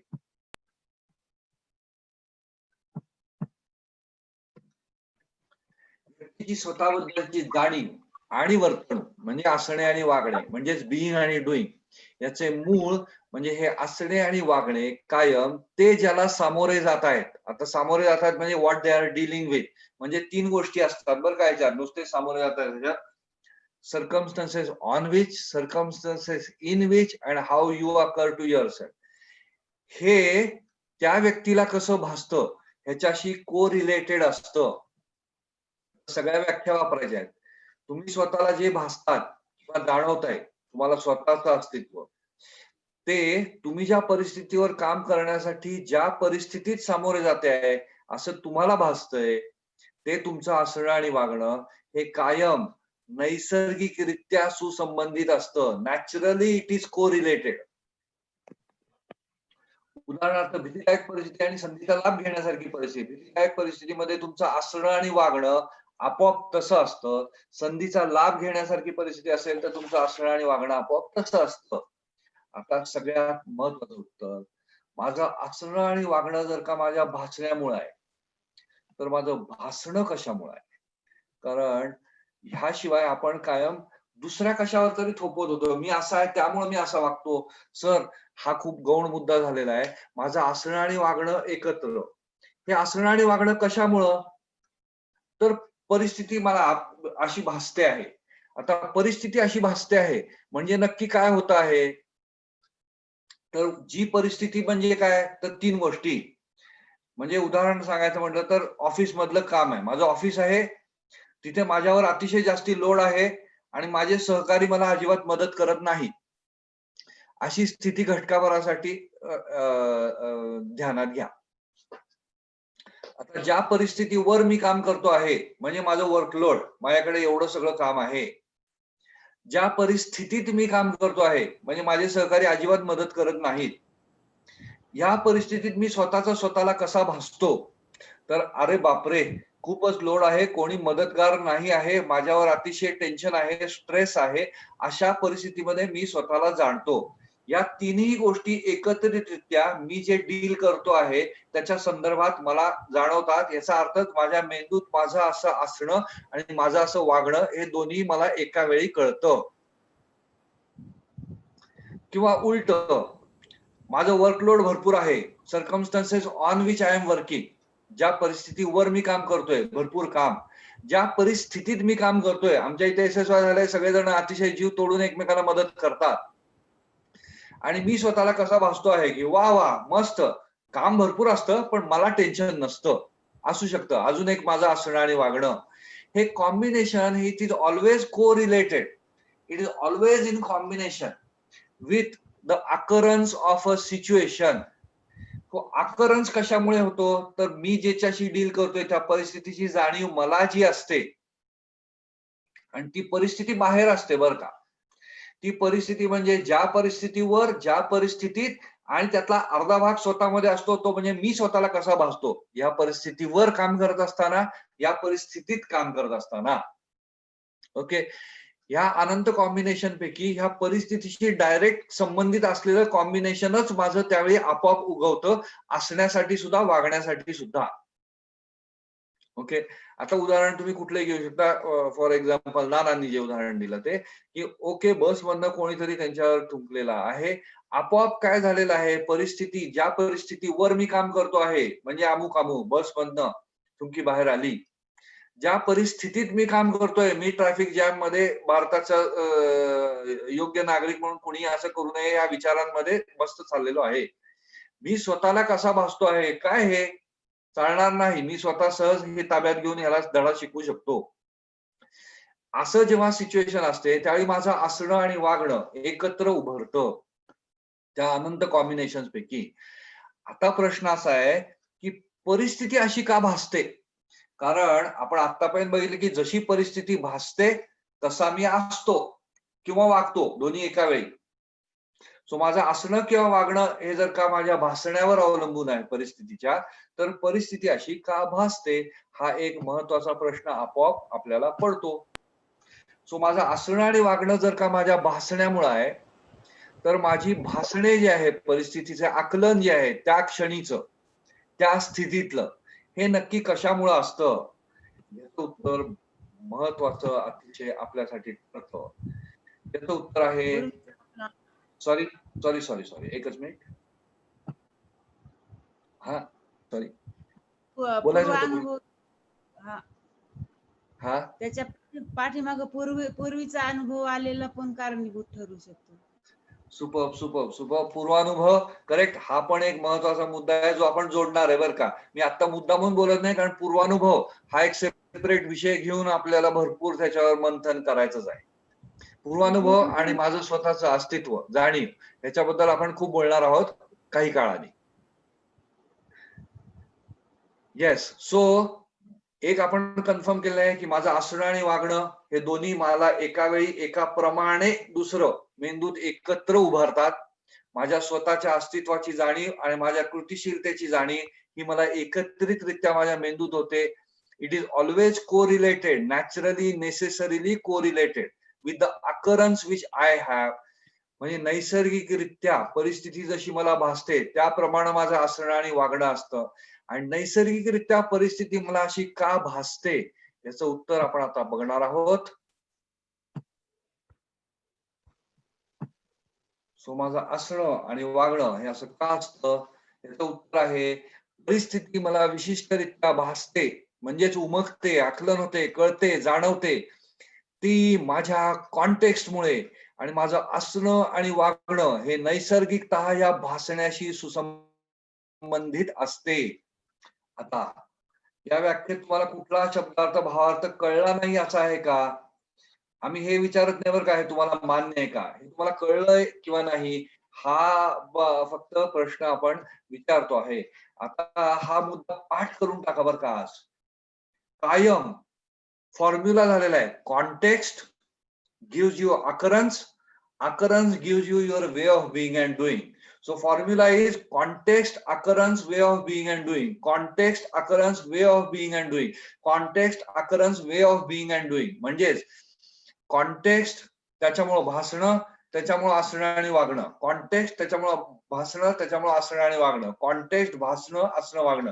कॉन्टेक्स्ट, भासणं, असणं, वागणं. सो मैं ऐसा क्यों हूं? कारण मला परिस्थिती अशी भासते. मला परिस्थिती अशी भासते म्हणजे ज्या परिस्थितीवर, ज्या परिस्थितीत मी काम करत असताना माझं स्वतःला होणारी जाणीव ही मला जशी असते त्याला मी परिस्थितीचं भासणं असं म्हणतो. हे परिस्थितीचं भासणं मला नेमकं असंच का भासतं त्या परिस्थितीमध्ये, याचं कारण आहे माझं कॉन्टेक्स्ट. त्यामुळं प्रत्येक क्षणी, प्रत्येक परिस्थितीत माझं एक कॉम्बिनेशन असतं असं आपण मागच्या वेळी बघितलं होतं. त्या कॉम्बिनेशनच्या अनुषंगाने माझी कृतिशीलता पण जोडलेली असते असं आपण आता बघतो आहे. हे दोन्ही एकत्रितरित्या उभरतं असं आपण बघतो आहे. म्हणजे माझं प्रत्येक क्षणाचं स्वतःचं अस्तित्व आणि स्वतःची वागणूक ही ज्या गोष्टीवर अवलंबून आहे त्याचं खरं तर मूळ नाव आहे कॉन्टेक्स्ट.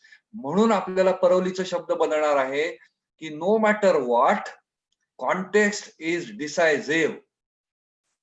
शेवटी प्रत्येक माणसाच्या बाबतीत, प्रत्येक व्यक्तीच्या बाबतीत त्याचं कॉन्टेक्स्ट प्रत्येक क्षणी निर्णायक ठरतं.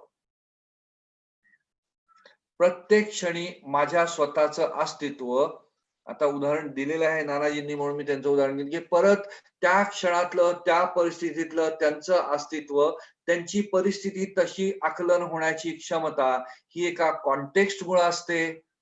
आणि ती परिस्थिती बदलायची, पुढच्या क्षणीचं माझं वेगळं अस्तित्व जे असेल, त्याची वेगळी वागणूक जी असेल, जे दोन्ही एकत्र असेल, त्याची पण माझी होणारी जाणीव जी आहे, ती परिस्थिती वेगळी भासण्याचं माझं कारण सुद्धा माझं कॉन्टेक्स्टच आहे. सो माझं वैयक्तिकरित्या असं असणं आणि माझं असं वागणं हे आपोआप कॉन्टेक्स्टवर अवलंबून असतं. आता मला सांगा, fools they deal with way of being and doing. Okay, मूर्ख माणसं फक्त स्वभाव बदला किंवा तुम्ही असं वागू नका, असं वागल्यामुळे असं होतं, असं शिकवून वर्तणुकीत बदल घडवायला पाहतात. असा वर्तणुकीतला बदल जगात कुणालाही शक्य होत नाही. म्हणजे माझ्या वे ऑफ बिईंग अँड डुईंग वरच काम करून माझं वे ऑफ बिईंग अँड डुईंग बदलणे हे शक्य नाही. काही लोक परिस्थितीचं भासणं जे असतात त्याच्यावर काम करून, अकरन्सवर काम करून वे ऑफ बिईंग अँड डुईंग बदलायला बघतात. यांना शॉर्ट टर्म यश मिळतं. ओके, काही काळासाठीचं यश इथे लाभू शकतं. म्हणजे परिस्थिती अशी आहे ना, त्यामुळे मला असं वाटतंय ना, तर परिस्थिती बदलायचं समजून घ्यायचं रे. ओके, धारणा बदल म्हणजे आपोआप बदलतं. ओके, म्हणजे पावसाळा असल्यासारखं वाटतं तरी सुद्धा आपण नाही सोडायचं, आपण चिकाटी असं स्वतःला भासून घेऊन तुम्ही स्वतःमध्ये बदल घडवू शकता. हो, शॉर्ट टर्म, त्याला म्हणतात इच्छाशक्तीची ताकद. आणि कॉन्टेक्स्ट मध्ये ज्याला हालचाल करायची संधी मिळाली, कॉन्टेक्स्टचं डिझाईन करायची संधी ज्याला मिळाली, त्याच्यासाठीचा हा बदल कायमचा ट्रान्सफॉर्मेटिव्ह, ओके, घडवून आणणं ज्यांच्यासाठी शक्य आहे. शहाणी माणसं, वाईज माणसं, they always work with a context. Okay, मी तुम्हाला एक शॉर्ट वाक्य ऐकवतो आपल्या इन्स्पिरेशनसाठी. हे एवढं सगळं झाल्यानंतर, खल झाल्यानंतर एक वाक्य ऐकवतो. एकच मिनिट फक्त.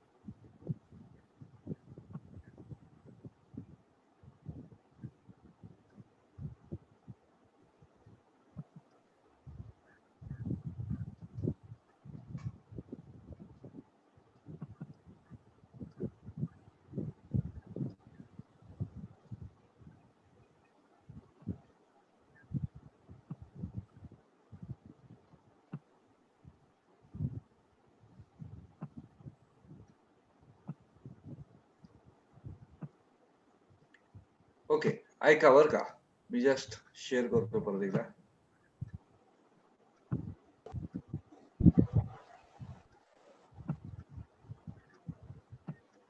So, where is the crux for this whole thing? Where is the transformation possible? By following Shastras? The transformation happens in that flip of the context. That is where transformation is.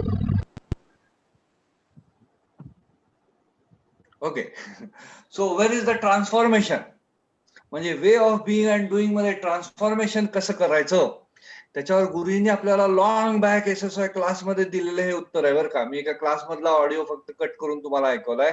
Transformation lies in the flip of the context. Context बदलण्यामध्ये अख्खं transformation आपल्यासाठी available आहे. फक्त हे वाक्य त्यावेळी आपल्याला आपल्या डोक्यात दुसरा मुद्दा असल्यामुळं, म्हणजेच आपलं वे ऑफ डुईंग आणि बिईंग वेगळं असल्यामुळं, म्हणजेच आपलं त्यावेळेचं कॉन्टेक्स्ट वेगळं असल्यामुळं आपल्याला हे वाक्य त्यावेळी निसटून गेलेलं.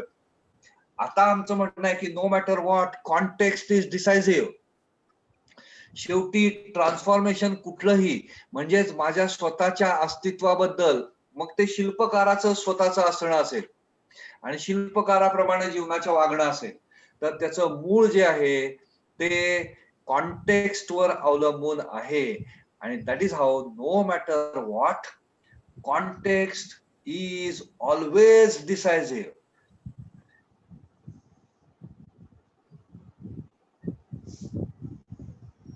ऑलवेज काय म्हटले? डिसिझिव्ह. कॉन्टेक्स्ट निर्णायक ठरतं शेवटी.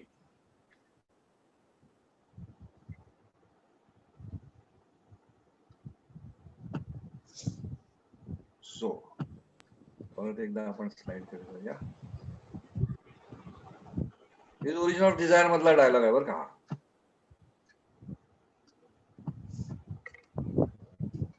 सो परिस्थिती मला विशिष्टरित्या भासते, म्हणजेच आकलन होते, कळते, जाणवते, उमगते, ते माझ्या कॉन्टेक्स्टमुळं आणि माझं असणं आणि वागणं नैसर्गिकता भासण्याशी सुसंबंधित असतं. आता जेव्हा प्रत्येक वेळी कुठल्याही परिस्थितीत कुणाशी डील करत असताना असा का वागतोय तू, असा प्रश्न विचारायचं कारण नाही. असा तो वागतोय कारण त्याला परिस्थिती तशी भासते आहे. त्याला परिस्थिती तशी का भासते आहे? कारण काहीतरी कॉन्टेक्स्ट आहे.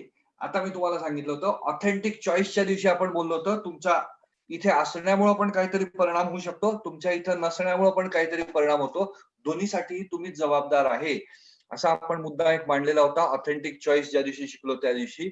त्याला जोडून हे जर का बघितलं तर आता आपण ज्या स्थितीत आहोत ते समोरच्याला परिस्थिती अशी भासते म्हणून मी असा वागतो, हे पण अर्ध सत्य आहे.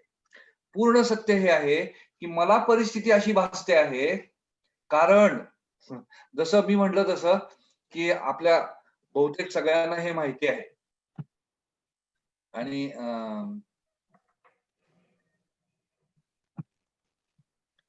आपण सगळ्यांनी हे अनुभवलेलं आहे की कोरोना काळातली परिस्थिती ओके, हे आपापल्या कॉन्टेक्स्ट नुसार कोणाला अतिशय भयावह वाटली, कोणाला अतिशय चिंताग्रस्त वाटली. बहुतेक सगळ्या SSY टीचर्सनी झूम आणि तो गुगलचा हे वापरून इतका जबरदस्त हलकल्लोळ केलेला आहे वेगवेगळ्या सत्संगांचा, क्लासेसचा. तुम्ही बघितलं तर एवढे एका वेळी धडाधड अवेलेबिलिटी, इतक्या सगळ्यांना इतक्या सहजी. सो ह्या परिस्थितीचा आकलन, भासणं जे आहे ओके, ते वेगळंच भासलं. त्यामुळं वे ऑफ बिईंग अँड डुईंग, चला सत्संगासाठी एवढं सगळं अवेलेबल, हा असं वातावरण पण तयार भरपूर ठिकाणी झालेलं आहे. जसं इथे आपण करतो आहे तसंच एकाही खूप टीचर्सचा चालू आहे. तिकडे कर्नाटकात भरपूर, मी आता जाऊन आलो, तिथे भरपूर चालू आहे. सो हा सगळा एकदम माहोल जो बनलेला आहे तो काहीतरी परिस्थितीचं वेगळं आकलन झाल्यामुळे. हे वेगळं आकलन होण्याचं कारण काय? There is something which is called as context. आणि आता आपला महत्वाचा मुद्दा बनतो, ये कॉन्टेक्स्ट क्या है. कारण जर परिस्थिती अशी मला का भासते प्रत्येक वेळी, म्हणजे मला अशी परिस्थिती भासते की हे काही पटलं नाही बुवा, असं जर का मला भासलं तर मला असं वाटतं की नाही, ह्याच्यावर आपण चर्चा करूया, आपण बोलूया. आता आपण पहिल्या प्रश्नाकडे रंगाजी तुम्ही जर कारण की तुम्हाला समजा असं वाटलं, नाही ते खरं तर बिईंग मुळेच असतं, तर असं तुम्हाला का भासतं की नाही हे असंच असतं? कारण तिथे काहीतरी कॉन्टेक्स्ट आहे आणि त्या कॉन्टेक्स्ट मुळे तुम्हाला परिस्थिती अशी भासते की नाही नाही ये कुछ हजम नाही हुआ. आणि मग माझा वे ऑफ बिईंग अँड डुईंग असा आहे की हो हो नाही आपण विचारून हे क्लिअर करून घेऊया, हा मुद्दा आपण मंथनासाठी घेऊया, हा आपण चर्चेसाठी घेऊया. हे माझं वे ऑफ बिईंग अँड डुईंग आहे, जे दोन्ही एका वेळी झालेलं आहे माझ्या मेंदूमध्ये. हे असं का झालेलं आहे? कारण मला परिस्थिती अशी अशी भासते. मला परिस्थिती अशी का भासते? कारण माझं काहीतरी एक कॉन्टेक्स्ट आहे. आणि दॅट इज हाऊ प्रत्येकाच्या जीवनात प्रत्येक क्षणी प्रत्येक परिस्थितीत काही ना काही कॉन्टेक्स्ट आहे. त्यामुळे त्यांना परिस्थिती अशी भासते आहे आणि परिस्थिती जशी भासते आहे तसं माझं असणं आणि वागणं आपोआप बनतं आहे. Naturally, necessarily it is always correlated. That is how context is decisive for anybody and everybody in any given situation, in any given moment. गुरुजी, हा सॉरी एकच मिनिट. येस, म्हणजे याचा अर्थ म्हणजे सोपी डेफिनेशन कॉन्टेक्स्टची अशी करता येईल का, की माझ्या मनामध्ये असलेला माझ्या विचारांचा आणि माझ्या इन्फॉर्मेशनचा डब्बा म्हणजे कॉन्टेक्स्ट आहे का? नाही, हा पण कॉन्टेक्स्टचा भाग आहे. पण माझ्या मनामध्ये असं ज्या क्षणी तुम्ही म्हटलात ना त्या क्षणी हा तुमच्या वे ऑफ बिईंगचा भाग झाला. कारण वे ऑफ बिईंग म्हणजे तुमचं शरीर, मन, बुद्धी आणि भावना या चारचे जे अनंत कॉम्बिनेशन्स आहेत त्यापैकी एक कॉम्बिनेशन प्रत्येक वेळी असतंच, त्याच्यामध्ये मन पण आलंच. सो मनामध्ये माझ्या माहितीचा साठा जो मी जमवून ठेवलाय, संस्करण जे झालेलं आहे माझ्या मनावर आजपर्यंत, याचा खूप मोठा भाग आहे बरं का कॉन्टेक्स्टच्या निर्मितीमध्ये किंवा कॉन्टेक्स्टच्या जाणीवेमध्ये. पण हा सर्वार्थाने परिपूर्ण कॉन्टेक्स्टचा भाग आहे का? तर नाही. ह्याच्यावर आपण चर्चा. पण रेवतीमा तुम्ही करेक्ट अलाइनमेंट मध्ये आहात कोर्स आहे, मी तुम्हाला अगदी जाणीवपूर्वक कॉन्शियसली सांगतो. कारण the way you are thinking is in perfect alignment, की असा विचार प्रक्रिया खरं तर आम्ही अपेक्षित आहे प्रत्येकाची. की जसं तुम्ही मगाशी परफेक्ट प्रश्न विचारलात की परिस्थितीमुळे असं जाणवत आहे, तसंच तुम्ही थोडस पुढचा विचार करताय, हा विचार चालू ठेवा, अतिशय उपयोगी येईल तुम्हाला, हे मी तुम्हाला नक्की खात्री देऊन सांगू शकतो. येस, मनाची जी काही साठा झालेला आहे विचारांचा, संस्करणांचा, त्याच्यामुळे ज्या ज्या माझ्या धारणा आहेत ह्याचा कॉन्टेक्स्ट मध्ये मोठा सहभाग आहे का? हो आहे.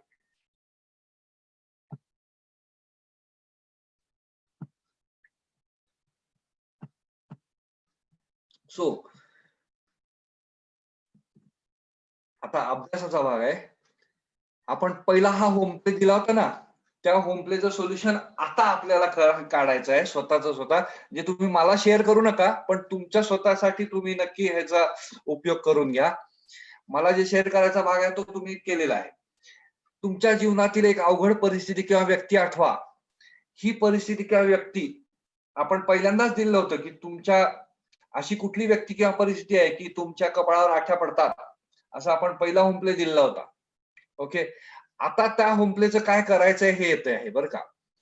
तुमच्या जीवनातील ती व्यक्ती किंवा ती परिस्थिती ज्याच्यामुळे तुमच्या जीवनात आठ्या पडतात, नकोसं वाटतं, सामोरं जायला नको वाटतं, अशी परिस्थिती किंवा अशी व्यक्ती ही आल्यानंतर तुमचं स्वतःचं अस्तित्व किंवा वागणं जे तुम्हाला जाणवतं. आता तुमचं स्वतःचं अस्तित्व म्हणजे तुमच्या शारीरिक स्थिती, मानसिक तुमची होणारी खळबळ, तुमची भावनिक होणारा कल्लोळ गडबडी आणि तुमचे विचार आणि विचार प्रक्रिया त्या व्यक्तीला किंवा परिस्थितीला बघितल्यानंतर आणि त्यानुसार होणाऱ्या तुमच्या कृती, या दोन्हीही तुम्हाला परिस्थिती अशी वाटते आहे म्हणून आहे आणि तुम्हाला परिस्थिती अशी भासते आहे ह्याच्या मागचं कुठलं तुमचं नेहमीचं डिफॉल्ट कॉन्टेक्स्ट आहे. So which is that default context because of which situation occurs to you like this, because of which your way of being and doing is always like this. So context, occurrence, way of being and doing. आता कुठलं context तुम्ही तयार करू शकाल ज्यामुळे तुम्हाला ही परिस्थिती वेगळ्या पद्धतीने भासेल, जाणवेल. आणि हे जर का तुम्ही तयार करू शकत असाल प्रत्येक क्षणासाठी, समजा कुठलीही परिस्थिती मला कशी जाणवावी हे जर का मी माझ्या स्वतःच्या ताब्यात घेतलं टूल. तर माझं स्वतःचं असणं आणि वागणं आपोआप त्याप्रमाणे नॅचरली नेसेसरीली कोरिलेटेड असतं कायमच. आता हे होण्यासाठी मला काय ताब्यात घ्यायला लागेल, त्याचं नाव आहे कॉन्टेक्स्ट. म्हणून त्याचा अभ्यास आतापासून सुरू करूया. या दोन वेगवेगळ्या परिस्थितीमध्ये परिस्थिती भासणे हा अनुभव तुम्हाला कसा वाटतो हे तुम्ही नक्की शेअर करू शकता. आता ह्या अनुषंगाने तुमची कृती वेगळी असणार. आता ह्या दोन प्रश्नांचं उत्तर द्या, कारण आता कॉन्टेक्स्ट निर्णायक आहे. ह्या दृष्टीने आपण कॉन्टेक्स्टचा अभ्यास सुरू करतो आहे आज. कॉन्टेक्स्ट काय चीज आहे ही, ते कसं ताब्यात घ्यायचं असतं, कॉन्टेक्स्ट कसं डिझाईन करायचं असतं. माझं कॉन्टेक्स्ट मीच जर का स्वतः ठरवत असेल तरच फक्त ह्या वाक्याला अर्थ आहे की मी माझ्या जीवनाचा शिल्पकार आहे.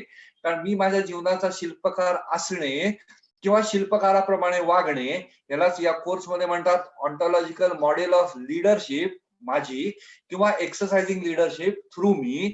असं जर का हवं असेल तर I actually need to occur. Okay, situation should occur to me like this. परिस्थिती मला अशी भासणं अतिशय आवश्यक आहे, आणि परिस्थिती मला अशी भासणं हे माझ्या कॉन्टेक्स्टवर अवलंबून आहे, आणि माझं कॉन्टेक्स्ट काय आहे हे मला अजून माहितीच नाही आहे. त्यामुळे मग जीवन माझं आपोआप प्रवाह पतितासारखं आहे. So very very important point. जर का कॉन्टेक्स्ट तुम्हाला कळलंच नाही, जे असतंच तुमची इच्छा असो वा नसो, तर मला परिस्थिती अशी का भासते ह्याचं खापर मी कायम दुसऱ्याच कशावर तरी फोडत राहीन. उदाहरणार्थ काय आहे, माझं लहानपणापासूनचं अपब्रिंगिंग असं आहे ना, आमच्या घरातले संस्कार असे आहेत ना, आमच्या समाजात असं चालतं ना, आमच्या व्यवहारात मला अशी सवय झाली आहे ना, असं कुठलं ना कुठलं तरी कारण काढून मी त्याच्यावर ठोकायला बघतो की ह्याच्यामुळं मला परिस्थिती अशी भासते आणि त्यामुळं माझं असणं आणि वागणं असं आहे. असा काहीतरी शोध मी स्वतः लावतो जो अर्धवट राहतो, जो परिपूर्ण होत नाही. आणि त्यामुळंच मला स्वतःची शिल्पकारिता कधी जाणवते कधी नाही. कधी मला जीवन माझ्या ताब्यात आहे पूर्ण मस्त, जसे रिट्रीट नंतर आल्यानंतरचे पहिले 10 दिवस आठवा, आ हा हा हा हा काय जीवन सुकर आहे, एकदम माझ्याच पूर्णपणे ताब्यात आहे. आणि त्याच्यानंतरच्या 8 महिन्यांनी जर काही एमसी केली नसेल तर 8 महिन्यानंतरचं जीवन आठवा. त्यावेळी दोन वेगवेगळी जग होतात आपल्याला. एक जग ते SSYचं आहे, ते तिकडे गेलं की फार छान असतं. तिकडे एकदम सायलेन्स मध्ये काही जाणवतच नाही ना. व्यावहारिक जगात, प्रॅक्टिकल जगामध्ये ते तसं होत नाही ना. असे एक दोन जग तयार होतात, आणि त्या दोन जगातला विरोधाभास आपण स्वतः अस्तित्वात आणतो आपल्या जगामध्ये, आणि मग एक वेगळं जग जगायला सुरू होतं. ओके, हा सगळा कसा खेळ होतो, माझं बिईंग आणि डुईंग त्यावेळेचं नंतर दोन सेपरेट करण्याचं, एकच असण्याचं, हे माझं बिईंग आणि डुईंग आहे, जे कायम एकाप्रमाणे दुसरं असतं. हे त्यावेळी मला परिस्थिती कशी भासते ह्याच्यावर अवलंबून असतं, आणि परिस्थितीचं भासणं हे माझ्या कॉन्टेक्स्टवर अवलंबून आहे. म्हणून मला कॉन्टेक्स्टचं डिसिजन माझ्या हातात असणं आवश्यक आहे. माझ्या कॉन्टेक्स्टचं डिझाईन जर का मी करत असेल तर आणि तरच मी म्हणू शकतो की मी माझ्या जीवनाचा शिल्पकार आहे.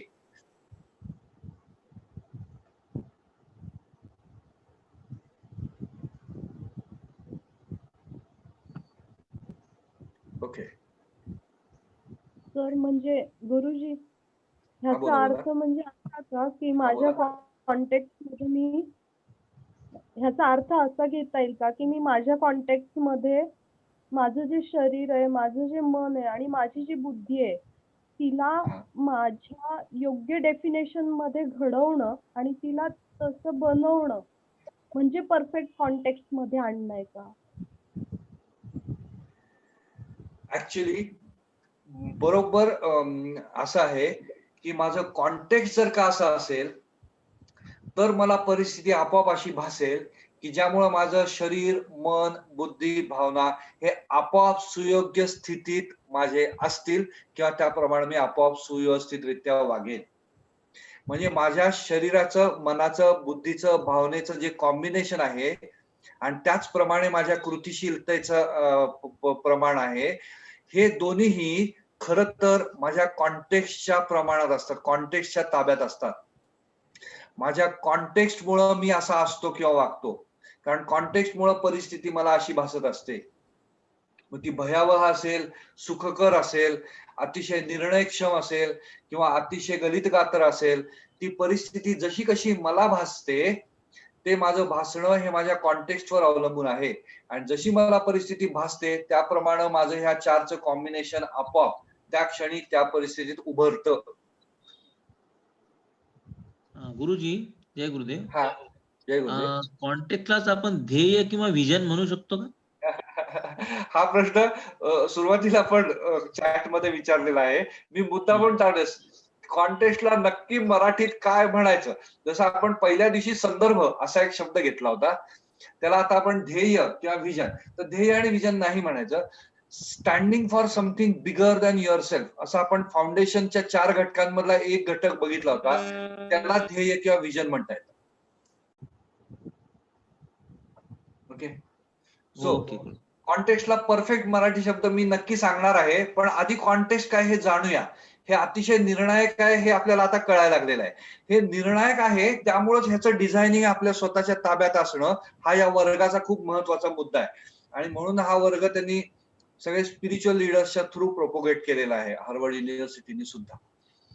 येस, सो फायनली कॉन्टेक्स्ट निर्णायक ठरतं. आपल्याला हा शब्द शोधायचा. आता खेळ असा सुरू करायचा आहे, प्रत्येक क्षणी प्रत्येक पहिली. उदाहरणार्थ मला आता असं वाटतं की हा कॉन्टेक्स्ट म्हणजे नक्की काय असं मला वाटणं, आणि त्याप्रमाणे माझी कृती की असा प्रश्न विचारणं, असं मंथनाला घेणं, हे दोनही माझ्या परिस्थिती अशा भासण्यावर अवलंबून आहे की मला हे अतिशय महत्वाचं भासायला लागलेलं आहे. अशी परिस्थिती का भासते आहे, कारण काहीतरी कॉन्टेक्स्ट आहे ज्याच्यामुळे मला परिस्थिती अशी भासते की हा महत्वाचा विषय आहे बरं का. त्यामुळे माझं अस्तित्व, माझं बिईंग आणि डुईंग हे आपोआप असं असतं की चला लगेच प्रश्न विचारू ना, सोडवून टाक. असं प्रत्येक क्षणी प्रत्येकाच्या बाबतीत आहे.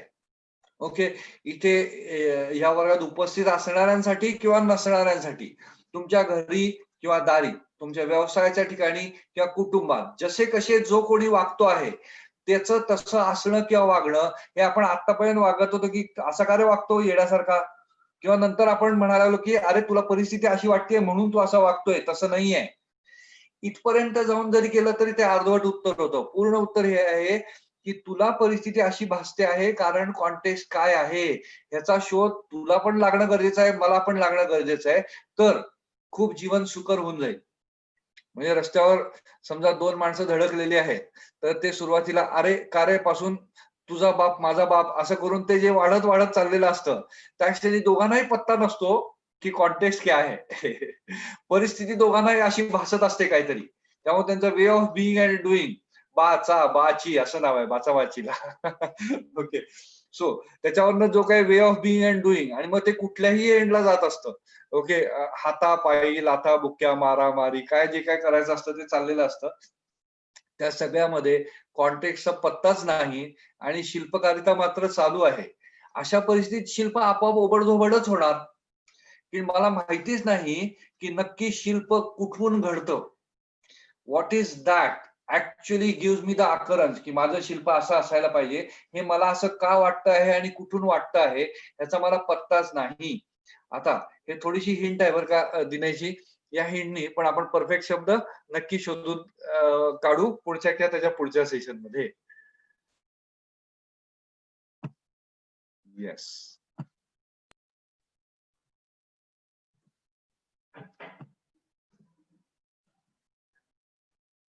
आता 2 इम्पॉर्टंट प्रश्न आहेत. असायलाच हवी अशी गोष्ट कुठली आहे? शिल्पकार असायसाठी असायलाच पाहिजे, म्हणजे लीडर असण्यासाठी दिस इज मस्ट. ओके, चुकवूच शकत नाही अशी कुठली गोष्ट, म्हणजे ऑथेंटिकली सत्यात राहून तुम्ही पुढील गोष्टी अभ्यासून बघायच्या आहेत. म्हणजे तुमचा काय ठाम विश्वास आहे किंवा अंधविश्वास आहे, तुमचं सत्य असत्य याबद्दलचं जे ज्ञान आहे ते सगळं पणाला लावून विचार करायचा आहे की लीडर असताना असायलाच पाहिजे अशी गोष्ट कुठली, हे आपण पुढच्या सेशन मध्ये घेणार आहे बरं का. सो तुम्ही तोपर्यंत हा शोध लावायचा आहे. उत्तर मला देऊ नका, आपण पुढच्या वेळी चर्चेला घेणार आहोत डायरेक्ट. हे शेअर करायसाठी व्हॉट्सअपवरची हे चीज नाहीये. आणि त्याचबरोबर दुसरा प्रश्न पण त्याचाच उपप्रश्न, असूच शकत नाही अशी गोष्ट कुठली. जीवनाचा शिल्पकार असायसाठी म्हणजेच लीडर असायसाठी पूर्ण सत्यात राहून तुमचे सगळे विश्वास, अंधविश्वास, सत्य असत्य याबद्दलचं सगळं ज्ञान पणाला लावून विचार करायचा आहे की लीडर बनायसाठी जीवनात ही गोष्ट असूच शकत नाही लीडर बनताना. ओके, तो असायलाच पाहिजे अशी कुठली गोष्ट आणि नसायलाच पाहिजे अशी कुठली गोष्ट, अशा दोन्ही गोष्टी तपासून आपण पुढच्या वेळी गप्पा मारणार आहे. ही असाइनमेंट असणार आहे तुमच्यासाठी बरं का. ही पण शेअर करू नका माझ्याबरोबर, पण तुम्ही सध्या सामोरे जाताय. What are you dealing with right now, अशा कुठल्याही 2 किंवा 3 गोष्टी करा आणि त्याची आपल्या डेफिनेशन प्रमाणे फोल्ड करून लिहायचंय की कुठल्या परिस्थितीवर तुम्ही काम करताय, कुठल्या परिस्थितीत तुम्ही काम करताय आणि या परिस्थितीवर या परिस्थितीत काम करताना तुम्ही स्वतःला कसे भासता आहात. आणि आता हे समजलंय कॉन्टेक्स्ट मुळे मला परिस्थिती संबंधित आहे हे तोपर्यंत अभ्यासा जोपर्यंत तुम्ही स्वानुभवाच्या जोरावर पुढच्या वर्गात हे सांगू शकता. म्हणजे पुढच्या वर्गात हे अपेक्षित आहे की प्रत्येकाने हे वाक्य कन्फर्म करायचंय की कॉन्टेक्स्ट मुळे मला परिस्थिती भासत असते, परिस्थिती जशी भासत असते नॅचरली नेसेसरीली माझं असणं किंवा वागणं हे आपोआप त्याप्रमाणे असतं. हे वाक्य आपण कन्फर्म करणार आहे पुढच्या वर्गामध्ये. तुम्हाला काही शंका असेल तर शंका जरूर मला या बाबतीत विचारू शकता. अदरवाईज आपले मागचे होम प्ले तुम्ही कंप्लीट करणं हे नक्की अपेक्षित आहे. आता या संदर्भात context, occurrence, way of being and doing याबद्दलचा एक छोटासा व्हिडिओ दाखवतो आहे. खूप इम्पॉर्टंट व्हिडिओ आहे, मध्ये मध्ये मी पॉज पण करीन. अरे हा माझा गेला कसा रे दाखवणार रे. अरे अरे कसं झालं. हा ऋषीजी, ओके. सो मी एक व्हिडिओ दाखवतो आहे या संदर्भात समजून घेण्यासाठी. एक डॉक्टर आहे गायनेकोलॉजिस्ट जो बेबीजचा जन्म होत असतो त्याच्या हॉस्पिटलमध्ये. हा व्हिडिओ ह्याच्यातला आहे बरं का, एंटरटेनमेंट ह्याच्यातला नाही, कथा आहे म्हणजे व्हिडिओ शूट केलेला आहे. तर एका सिरियल मधला आहे. तर तो डॉक्टर असतो, तो बाळांना जन्म देत असतो, गायनेकोलॉजिस्ट असतो आणि त्याच्याकडे एक छोटी मुलगी असते. त्या छोट्या मुलीला तिच्या आजोबांनी कथा सांगितलेली असते की बेबीज तिथे आपण जसं म्हणतो ना की देव बाप्पांनी दिलेलं आहे बाळ डायरेक्ट, तसं त्यांना असं सांगतात की स्वान ब्रिंग्स, हंस घेऊन येत असतो, ओके, कर्कोचा घेऊन येत असतो बाळाला आणि आईकडे देत असतो. अशी कथा परदेशामध्ये प्रसिद्ध आहे. तर तिची अशी धारणा असते की बेबीज तिकडून देव हंसाकडे देतो आणि तो स्वान घेऊन येत असतो. आता ह्या 2 धारणेसहित ते एकमेकांसमोर बसतात. आता कॉन्टेक्स्ट इज डिसिसिव्ह ह्याच्याबद्दलचा हा व्हिडिओ आहे बरं का. सो जस्ट आपण बघूया आणि मग आपण बोलू. 5 मिनिटाचा व्हिडिओ आहे छोटा.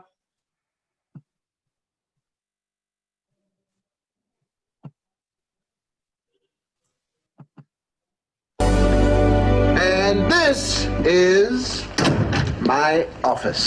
What do you do? I'm a doctor for women. What do you do? I'm a doctor for women. With them? I deliver their babies. Deliver? When the woman has the baby inside of her, then I go in and I take it out. No, you don't. Everybody knows that the stork brings the baby. आता त्यांचे चेहरे बघा बर का. सगळ्यांना माहिती आहे Starc पक्षी घेऊन येतो. तू काय सांगतोय, तू जातो आणि पोटातनं काढून आणतो म्हणून. Who told you that? My daddy. Okay. Well, the stork puts the baby inside of the mother, and then I go in and I take it out. The stork brings the baby to the hospital, drops it in the bassinet.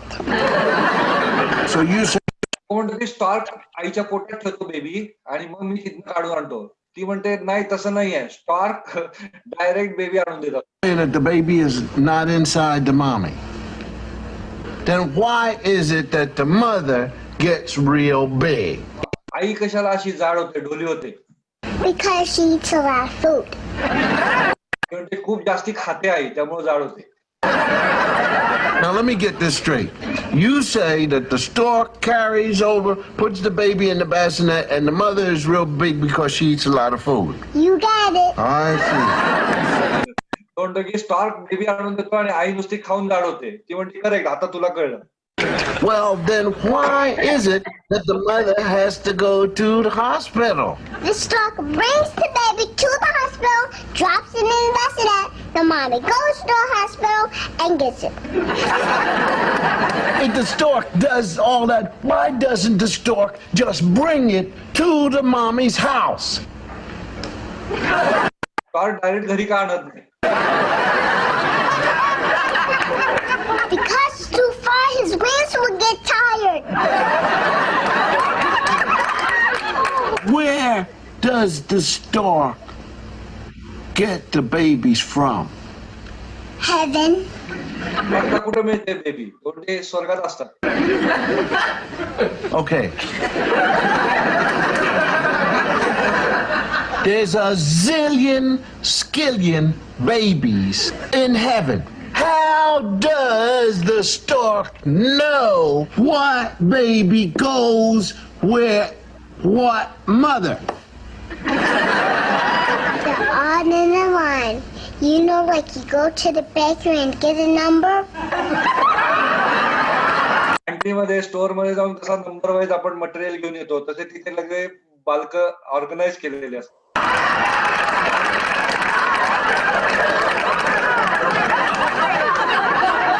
Why? When I put my hand on the mother, I could feel things moving all around. हा केलं की हालचाल का जाणवते? That's not a baby. What is it? Gas. Gas झालाय.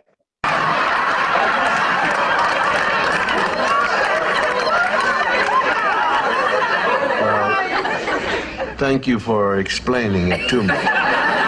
डॉक्टरने हार मानली बरं का. You're welcome, but you still didn't tell me what you do. I'm in charge of gas. Okay, अजून एक पण बघून घ्या.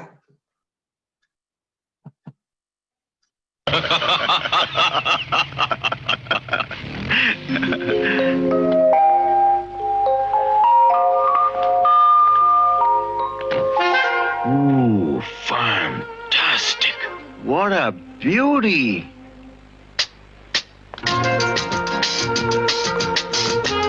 क्या बात है, लाजवाब है।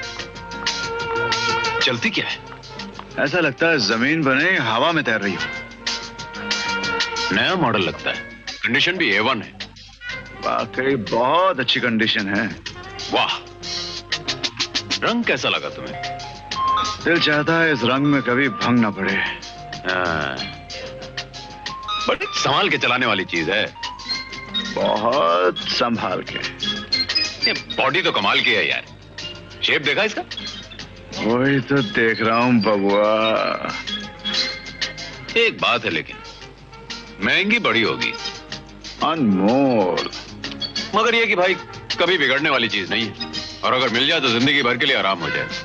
इसमें क्या शक है, बहुत आराम हो जाए। जब एंटर हुई थी तो देखा था? हाँ, कोई फॉरेन कार में आई थी। फॉरेन कार में आई थी? हाँ। कौन आई थी भाई? जो कार में आई थी वो अमा कमाल करते हो यार। मैं इतनी देर से कार की बात कर रहा हूं और तुम ये बेकार की बातें कर रहे हो। ये बेकार की बात है? तुम्हारे दिल में सीना नहीं, पत्थर है, पत्थर। अबे दिल में सीना नहीं, सीने में दिल। Okay, they were the examples of no matter what, context is decisive. Okay, शेवटी context निर्णायक ठरतं. Context gives you occurrence. Context मुळे परिस्थिती वेगळी भासते. परिस्थिती जशी भासते तसे तुम्ही असता किंवा वागता. जसं त्या मुलीचा व्हिडिओ बघितला, ते शेअर करता येण्यासारखे ते अजून काही व्हिडिओ मी आपल्या ग्रुपवर पण टाकेन.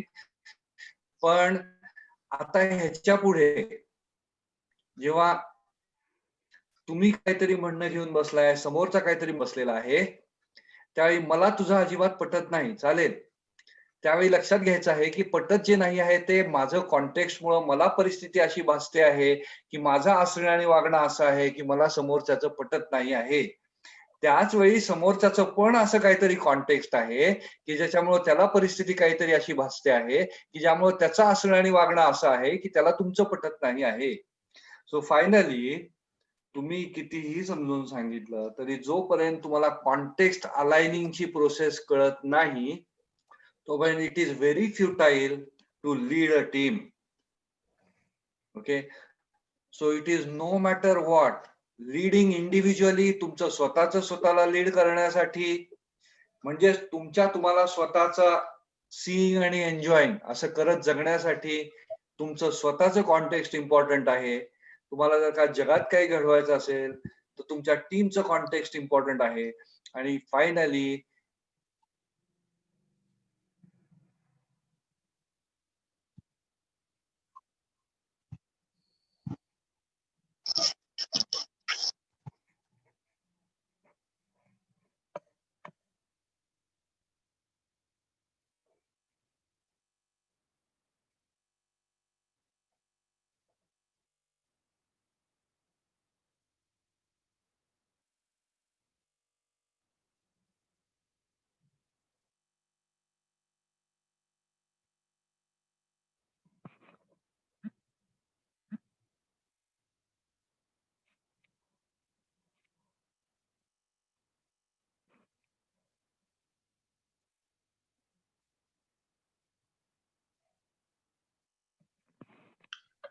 हा, जय गुरुदेव. मला वाटतं हँग झालं वाटतं त्यांचा व्हिडिओ.